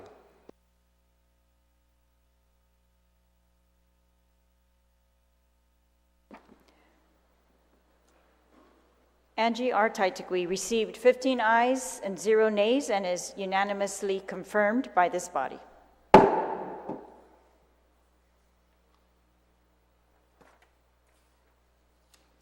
On the nomination of Faye R. Valencia Ovales to serve as a member of the Port Authority of Guam Board of Directors, all in favor, please raise your hand.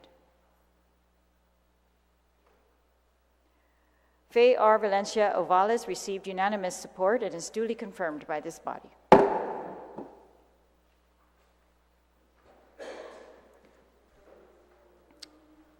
The next question before us is, shall Bill 185-37 LS pass, notwithstanding the objections of Imagahagan Guahan? This vote requires 10 to pass. Shall Bill 185-37 LS pass, notwithstanding the objections of Imagahagan Guahan? Roll call. Senator Barnett. Senator Barnett, aye. Senator Blas. Senator Blas, pass. Senator Brown. Senator Brown, aye. Senator Dueñas. Senator Dueñas, aye. Senator Fisher. Senator Fisher, nay. Senator Lujan. Senator Lujan, aye. Vice Speaker Munya Barnes. Vice Speaker Munya Barnes, nay. Senator Parkinson. Senator Parkinson, nay. Senator Perez. Senator Perez, aye. Senator Kanata. Senator Kanata, nay. Senator San Augustine. Senator San Augustine, nay. Senator Siniclis. Senator Siniclis, nay. Senator Shelton. Senator Shelton, nay. Senator Titagui. Senator Titagui, aye. Speaker Talahi. Speaker Talahi, aye.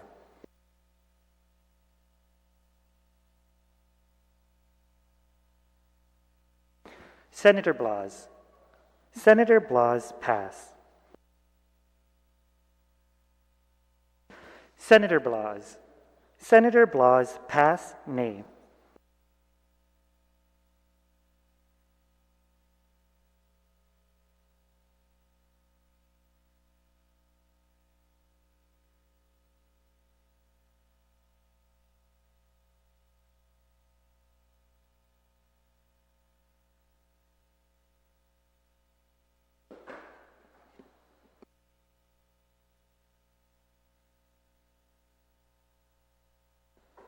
Vetoed Bill number 185-37 LS received 7 ayes and 8 nays. Vetoed Bill number 185-37 LS failed to override.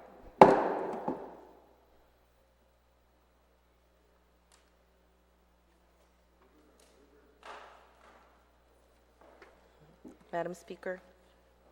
Majority Leader? Suggest Masi, Madam We're- Speaker. Okay, we're about to go to extension of remarks. Okay. I'd like to move to go into the Committee of the Whole for the purpose of conducting the state memorial service of the late Honorable William Don Parkinson, former Speaker of the Legislature in Guam, on March 28th at 2 o'clock in the afternoon. Right. Majority Leader, can we make that motion after extension of remarks in lieu of adjournment?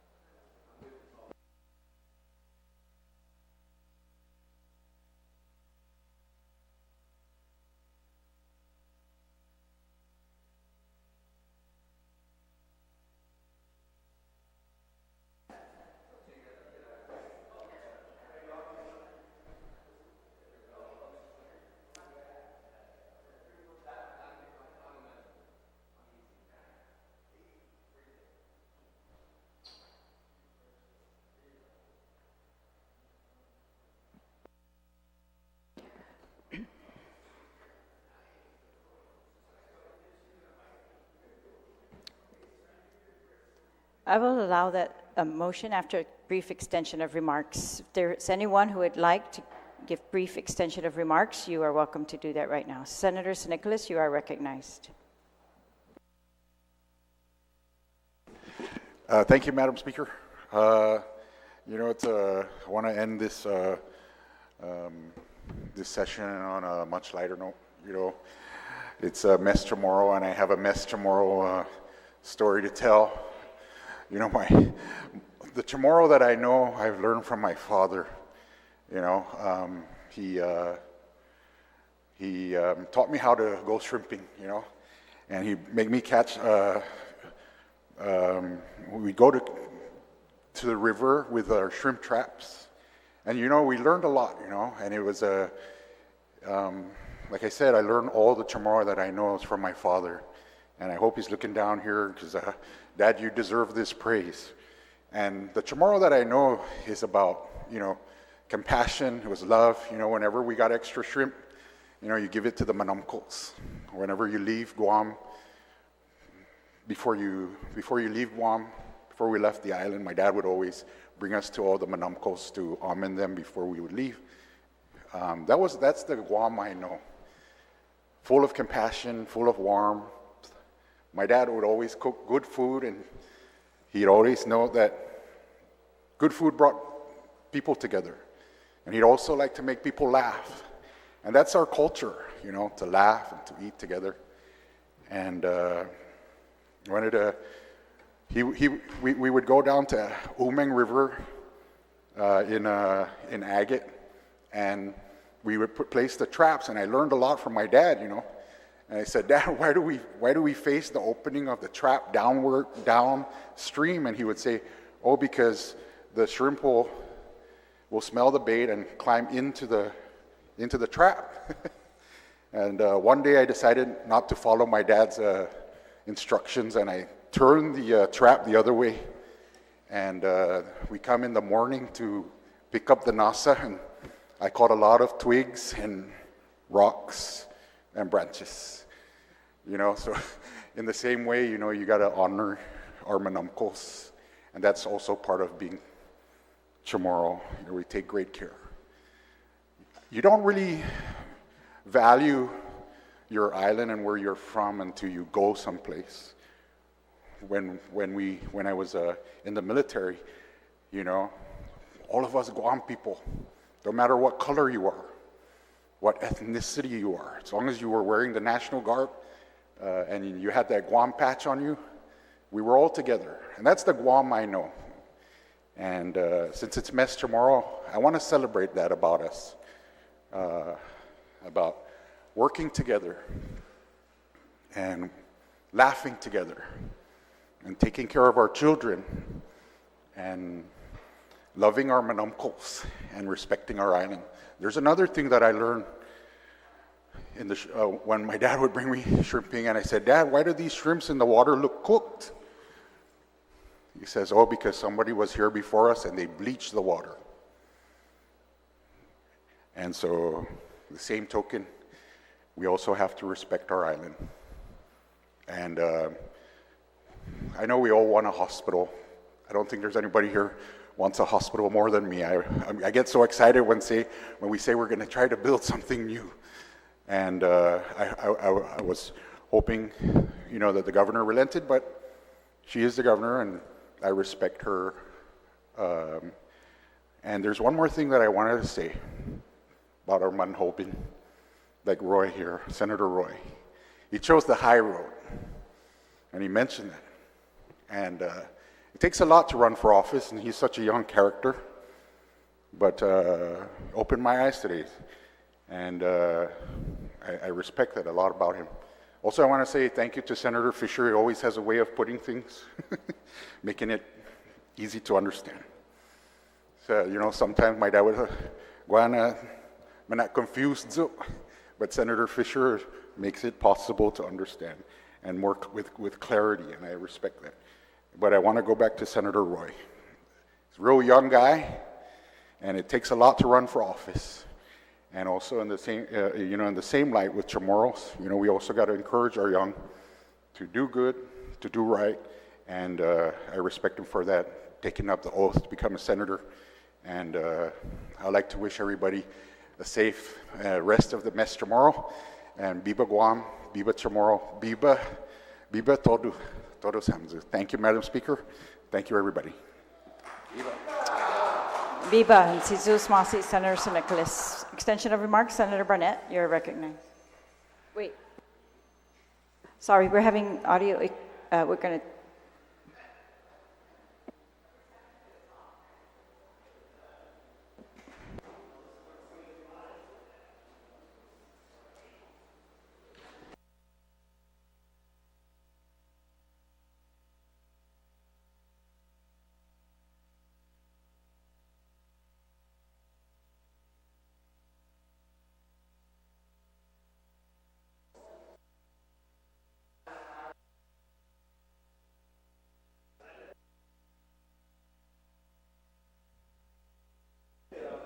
All right, we can proceed. Senator Barnett, you're recognized on an extension of remarks. Madam Speaker. Again, and I just wanted to rise and thank my colleagues for the debate and discussion. I kind of anticipated it would turn that way. I know that one of my colleagues who had supported me in the initial passes of this measure, you heard things on the island that people got in trouble. So it is what it is, right? And it's difficult to on this issue. For me, what has been the most difficult thing is I've really strayed from the personal attacks, which unfortunately the administration hasn't done since the get-go. It's been obstructionist, anti-military, anti-development, anti-progress, since Eagles Field up to now. And while they have chosen to resort to name-calling and muddying of the water, I've really tried to stick to the facts relative to the Matrix study, and I, you know, I've said it a million times. Quite frankly, tired of talking about it, especially when, no matter how compelling or convincing those facts are, they're simply not going to make people who walk in here with their mind already made up raise their hand to support the override. So, just to share with you guys, that's been one of the most frustrating things, to come in here and to lay out facts. And if we lay out the facts on Epal Point on this side, and we lay out the facts that we have, which are very few and far between on Edda Agaga, it's very clear to the people of Guam and to myself that because of the state of our healthcare as it stands today, that we almost have an obligation to build as fast as we can. And it's unfortunate that some of my colleagues' loyalties to the administration prevent them from seeing that. And it is what it is. So again, I want to thank my colleagues for the debate and the discussion as we get ready to head into Holy Week. So I'm glad that we were able to raise our voice a little bit during Holy Week, because, you know, when I was growing up, it was funny. We would see Spring Break on MTV, and you would see Spring Break, and it'd just be like everybody going crazy and having a big party. And I remember asking my grandma one time, "Grandma, how come our Spring Break is not like that?" And she told me, she said, "Boy, because we're Catholic. Yeah, we don't have spring break. You know, if we tried to do spring break back when I was a kid, they'll break you. That's the break you're going to get." So Holy Week obviously is a time for reflection as we wind down the sacrifices that we've made in Lent. And then we approach Easter. And I never really looked forward to Easter because my grandma was a collector of many things. She collected china. She had an old china cabinet, and she would have all the Noritake and all the china in there. Another thing that she liked to collect was the sins of her grandchildren, especially during Lent. And so my grandma, you could make a sin on the second day of Lent, and we'd always get that spanking on Saturday, right? And I remember during Lent, where they used to always tell me, you have to behave during Lent, because if you're not good, the Babuin Karesma is going to come down from the mountain and take you away. And I remember one Lenten season, I joked with my grandma, like, I wish the Babuin Karesma will take me away, because I know that we can make noise up there on the mountain. And so as we head into the Easter season, I just wanted to reach out to my colleagues and wish them a happy Easter. And, you know, we've had some divisive debate in this hall, but at the end of the day, I want to believe that we're all here for the same reason, and that's to do the right things for our people. And so while we reflect on Lent and on Easter, I just ask my colleagues to remember that the people of Guam, the voters of Guam, not the governor of Guam, nor the lieutenant governor of Guam, put us into this house to make the best decisions for them. And so I've been reflecting on that for the Lenten season. It's something I'm pretty sure I'm going to be thinking about next week. And so I just ask, if you have time, colleagues, to just ponder that. Lastly, just wanted to wish Biba Mes Chamorro to all of the school students on Guam. I was very blessed to be able to go around to a lot of schools. And you know, one thing I noticed, so when I went to JFK this morning for the opening ceremonies, I said, you know, Natfat Sen Banadosu Hamzu, you know, man Samorahit, Debi Deyuta Celebra now, you know, be very proud. We're Chamorros. That's something worth celebrating. And as I looked out on the crowd, I saw that it kind of looked like a lot of them didn't understand me, so I said it again in English. And I repeated this at FB Leon Guerrero. I was able to go up to FB Leon Guerrero and visit a class, and I went to this class, and again, I said that to them, and I got these confused looks. So I said, where are the Chamorro students in this class? There wasn't a single one. And so what I told them, after I explained to them what it meant, I said that we are Chamorros, and that is something to celebrate. But you are islanders, and that is something to celebrate as well. And even though it is Biba Mes Chamorro, let's not forget how connected many of our island cultures are. And that's why I say to the people of Guam, especially our young people from the islands, we don't need to be like this because we're very, very similar, men pareho. You know, we need to be like this. And so that's my message for Easter. Si Dios masi, Madam Speaker, Biba mes tomorrow, dan Biba Feliz Pascua. Todos amzo. Happy Easter. Adios. Si Dios masi, Senator Barnett. On extension of remarks, Senator Fisher, you're recognized. Oh, I'm so sorry. Senator Lujan had raised his hand earlier, and I wrote it down. Senator Lujan and then Senator Fisher. Thank you very much, Madam Speaker. Zeus Masi, Biba Ms. Moro Bagait. Estiate tabu na mandanyait para session matsu. So with that being said, this is our last session for March. Actually, next week we'll be coming in for state funeral, but in regards to the deliberation of bills, this is our last session for March. So Biba Ms. tomorrow. But likewise, Madam Speaker, I also want to recognize, since March is of course, we celebrate Women's History Month. And so that being said, I just want to recognize, of course, some of our first here in Guam, Honorable Lourdes A. Leon-Guerrero, first woman governor of Guam. Honorable Madeline Z. Bardallo, first Congresswoman of Guam, and the first woman lieutenant governor of Guam. Honorable Judith T. Wampet, first woman speaker of the Guam Legislature. Honorable Catherine A. Merriman, first woman Chief Justice, Supreme Court of Guam. Dr. Mary A. Wayakata, the first woman president of the Guam Community College. Leilani V. Lujan, the first Chamorro woman public defender of Guam. Honorable Cecilia Cruz Bamba, World War II survivor, of course, and war reparations champion. Frances Tadinku Gatewood as well, first woman federal district court judge. And likewise, I'm going to honor my mom as well, Soledad Anderson Lujan, educator and actually was a very strong Democratic Party front runner. That being said, again, and all the women here in Guam, women here in our legislature, ladies and gentlemen. That's why I'm a Republican, because she was a great Democrat. And all the women here, again, it's your month. Congratulations. God bless you all again. And Biba Mes tomorrow. And again, next week as we go into, of course, Holy Week. And then, of course, celebrating Easter. So God bless everybody and happy Easter to everybody. Thank you, Madam Speaker. Thank you, Masi. Senator Lujan. Senator Fisher, you're recognized on extension of remarks. Thank you very much. Just two things. I wanted to remind my colleagues that tomorrow up at Ukudu High School, Special Olympics event. The opening ceremony begins at 8 o'clock. I'm told that we should probably be heading out there a lot earlier because of the crowds that are expected. I hope all of us can show up and support these very, very special athletes and, the pride of Guam. I'm sorry? Okay, so we do have a resolution. Thank you. Thank you, Senator Shelton. But if you can make it up there tomorrow to Ukudu Medical or Middle or High School, it'd be very appreciated by the athletes, and I think it's going to be a great event. So I hope as many of us as can will make it up there. And then the last thing I wanted to say, I meant to tell my colleagues this some months ago, but I slipped my mind.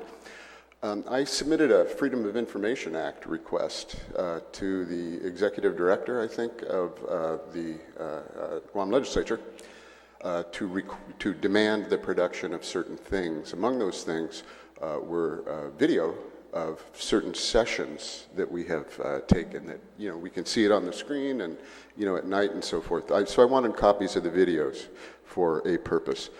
I was told that we don't possess those. I was directed to get the video from YouTube, which is a third party with whom we have no contractual relationship. I have to believe that's the case, otherwise the legislature would have produced the documents. I want everybody to know that. Should YouTube decide they no longer want to host our sessions anymore, we'll have no recourse and we will lose the public record of everything that we have done thus far. As a body, we may want to consider entering into a contractual relationship with some host that can store our information, so it's not subject to loss. I apologize for not bringing that up earlier. We've had sessions in between where we may have been able to somehow rectify the situation, but I think it behooves us to preserve the records of our proceedings, and one of the best ways to do that would be to keep it in our possession, actual or constructive. So I hope whoever's in charge of that situation will consider moving our videos and so forth over to a third party who is beholden to us. Thank you very much, ma'am. Sijus Masi, Senator Fisher. On extension of remarks, is there any other senator who'd like to be recognized? Speaker?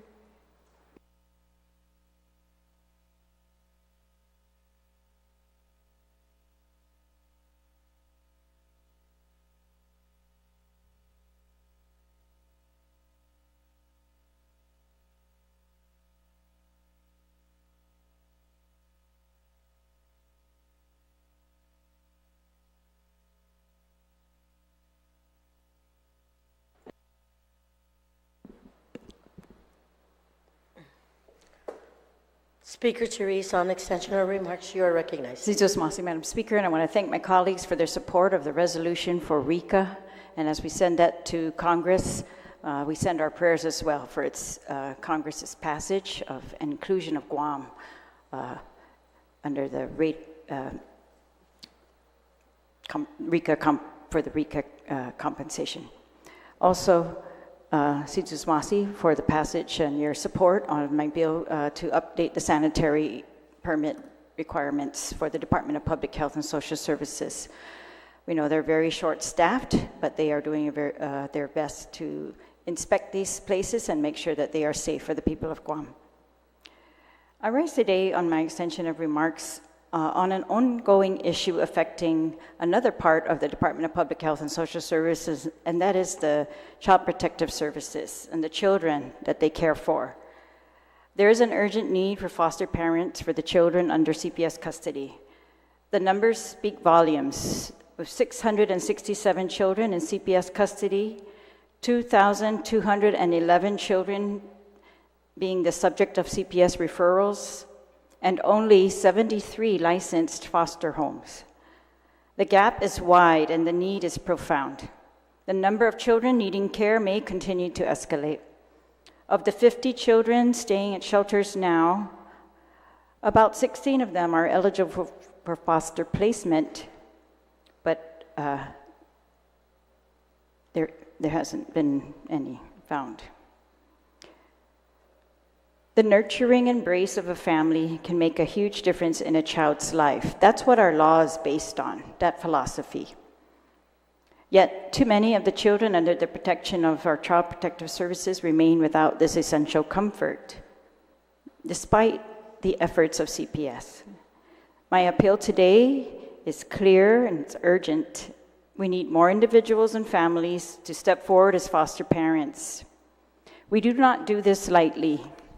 Guam law requires that CPS shall make reasonable efforts to preserve and reunify families prior to the placement of a child in foster care, to prevent or eliminate the need for removing the child from the home of the child, and to make it possible for a child to return safely to the home of that child. That's their goal, and that's, if you speak to any of them, they'll tell you that's what they try to do. Yet we have many still in need of foster homes. In 2021, the governor declared a state of emergency when there were 556 foster children and 1,089 referrals. Public Health wrote to me recently stating that, quote, undeniably the number of referrals of alleged allegations of child abuse and neglect has risen since the declaration of this emergency. It is clear now, unquote, it is clear now that the circumstances have become more difficult, which is why I request for the governor to declare another state of emergency for CPS, for the hiring of social workers, and for the expedited processing of that operation agreement for one of the shelters, Iguma Mina Asi. That request is still pending. It's a challenging time for our foster system in many ways, many levels.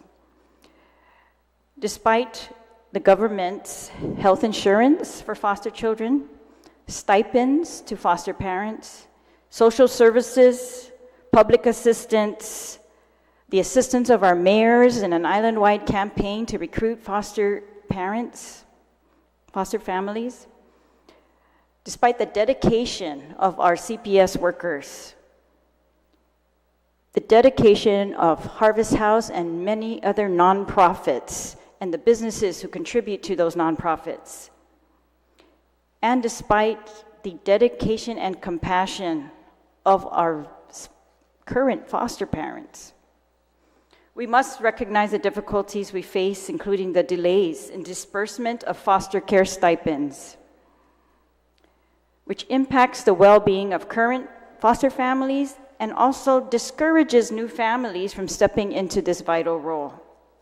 It's imperative that the executive branch resolve these financial system challenges swiftly to maintain the trust and momentum of the foster care initiatives by all three branches of government. We owe it to our foster families to ensure they receive the support promised to them without delay. Furthermore, the situation at the Guma Minaasi shelter is also troubling, as the building was completed during 2020.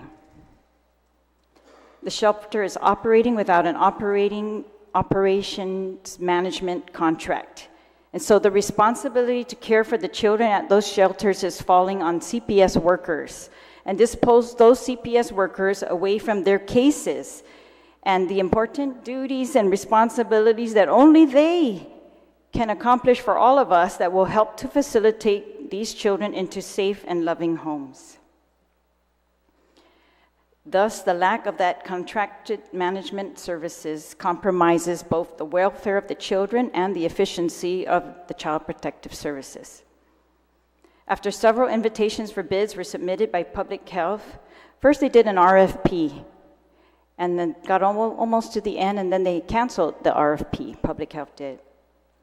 That was years ago, because this shelter has been open since 2020, or completed, and it was pandemic, so it wasn't open.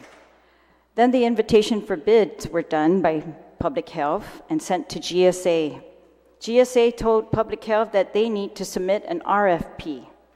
So they had to start that process all over again. So I urge that this RFP process be expedited with the diligence and transparency and to secure competent management for that shelter. So I'm imploring that Public Health and the executive branch address these impediments with the urgency they deserve. And our community spirit is defined by how we care for our children, and it is incumbent upon all of us to rise to this challenge. So thank you to my colleagues for allowing me to highlight these critical matters and make this plea for our foster children and those special families who have opened their hearts to them and who hopefully will open their hearts to them. And if anyone's watching today is interested in becoming a foster parent, please tune in to an informational briefing on the recruitment of foster parents on Monday, March 25, 2024 at 2 p.m., or call the Department of Public Health and Social Services today, 671-922-2510. Si Diyos masi, Madam Speaker, and happy Easter to everybody. Si Diyos masi. Buen provecho. Senator Chris Barnett, did you Dispense that, Madam Speaker. I did speak previously, but I rise on a point of information to address... Please proceed. Thank you, thank you. This is to address the concerns that were raised by not the retiring speaker, but Senator Fisher, relative to the recordings of our sessions.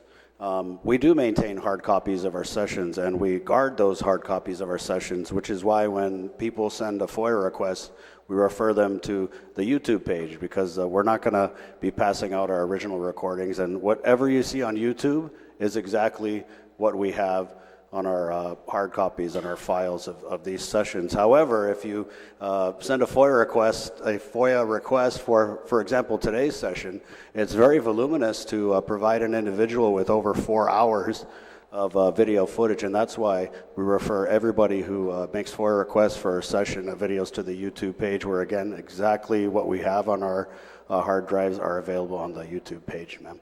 Si Diyos masi, Madam Speaker. Duly noted, Senator Burnett, on the point of information. Point of information, ma'am. On the point of information, Senator Fisher, you are recognized. Thank you. My point of information is this. Senator Barnett just admitted to the commission of a crime on the Senate floor. The commission of the crime... Objection, Madam Speaker. The commission That's of ridiculous. the crime, his statement may be protected right now by speech and debate. Nevertheless, he still has to abide by the law. He has I have a point of personal privilege, Madam Speaker. He has just Point of admitted, this is Senator nonsense. has just admitted to a violation Senator of the law. Fisher. Excuse me. I will address the point of personal privilege at this time. My apologies. Please, per the We standing did no rules, such thing. point Senator of Fisher personal was privilege. told where the videos could be found, and that's that. We, you know, when you make a FOIA request, nobody gives you the original documents. They give you copies of On the the point of documents. Thank personal you, Vice privilege, Speaker. Senator Barnett, thank Happy you. Easter. Thank you. Senator Tello, you spoke on the point. Do you have a point of information? She did not. I apologize. On the extension of remarks, we are still on extension of remarks. You may proceed. Thank you, Madam Speaker. I just wanted to wish everybody a happy Easter, happy Mes Chamorro, and I definitely want to thank publicly Dr. Bavakia for providing these 1 week Learn Chamorro in 10 minutes that was online. If anybody want to review those and do it, it's easy. He makes it simple to learn Chamorro, and I just wanted to thank him for providing that information. And to my colleagues, I'd like to thank you for the debate, the healthy debate, and remind you that the people are listening. They're not sleeping. They know who's working. They know who's making a difference on this island. So it's funny how sometimes they talk about all the good things they do, and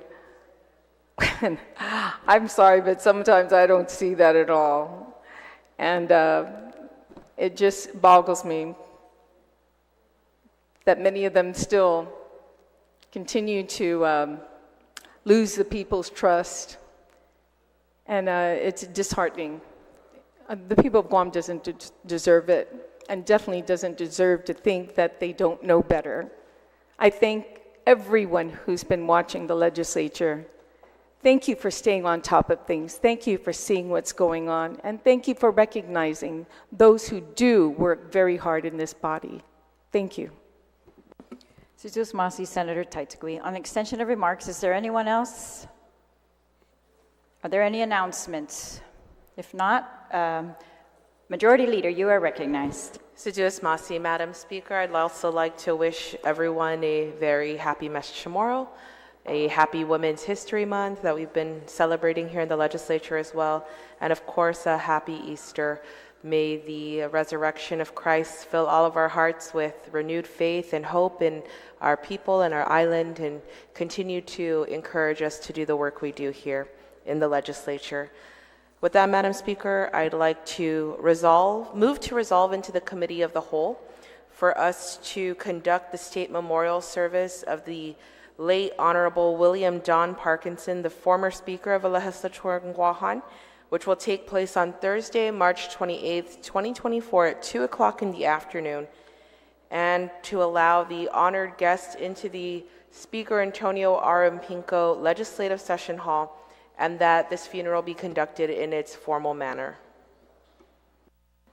A motion was made to resolve into the Committee of the Whole for the purpose of conducting the state memorial service for the late Honorable William Don Parkinson, former Speaker of the Legislature in Guam, and to allow the honored guests into the Speaker Antonio R. Pinco Legislative Session Hall on Thursday, March 28, 2024 at 2 p.m., and that session be conducted in its formal manner. Are there any objections to that motion? Seeing no objections, that motion passes. Colleagues, so there will be no other convening prior to that formal session at 2 p.m. We stand in recess and will reconvene promptly Thursday, 2 p.m. All our guests will be already seated in the session hall.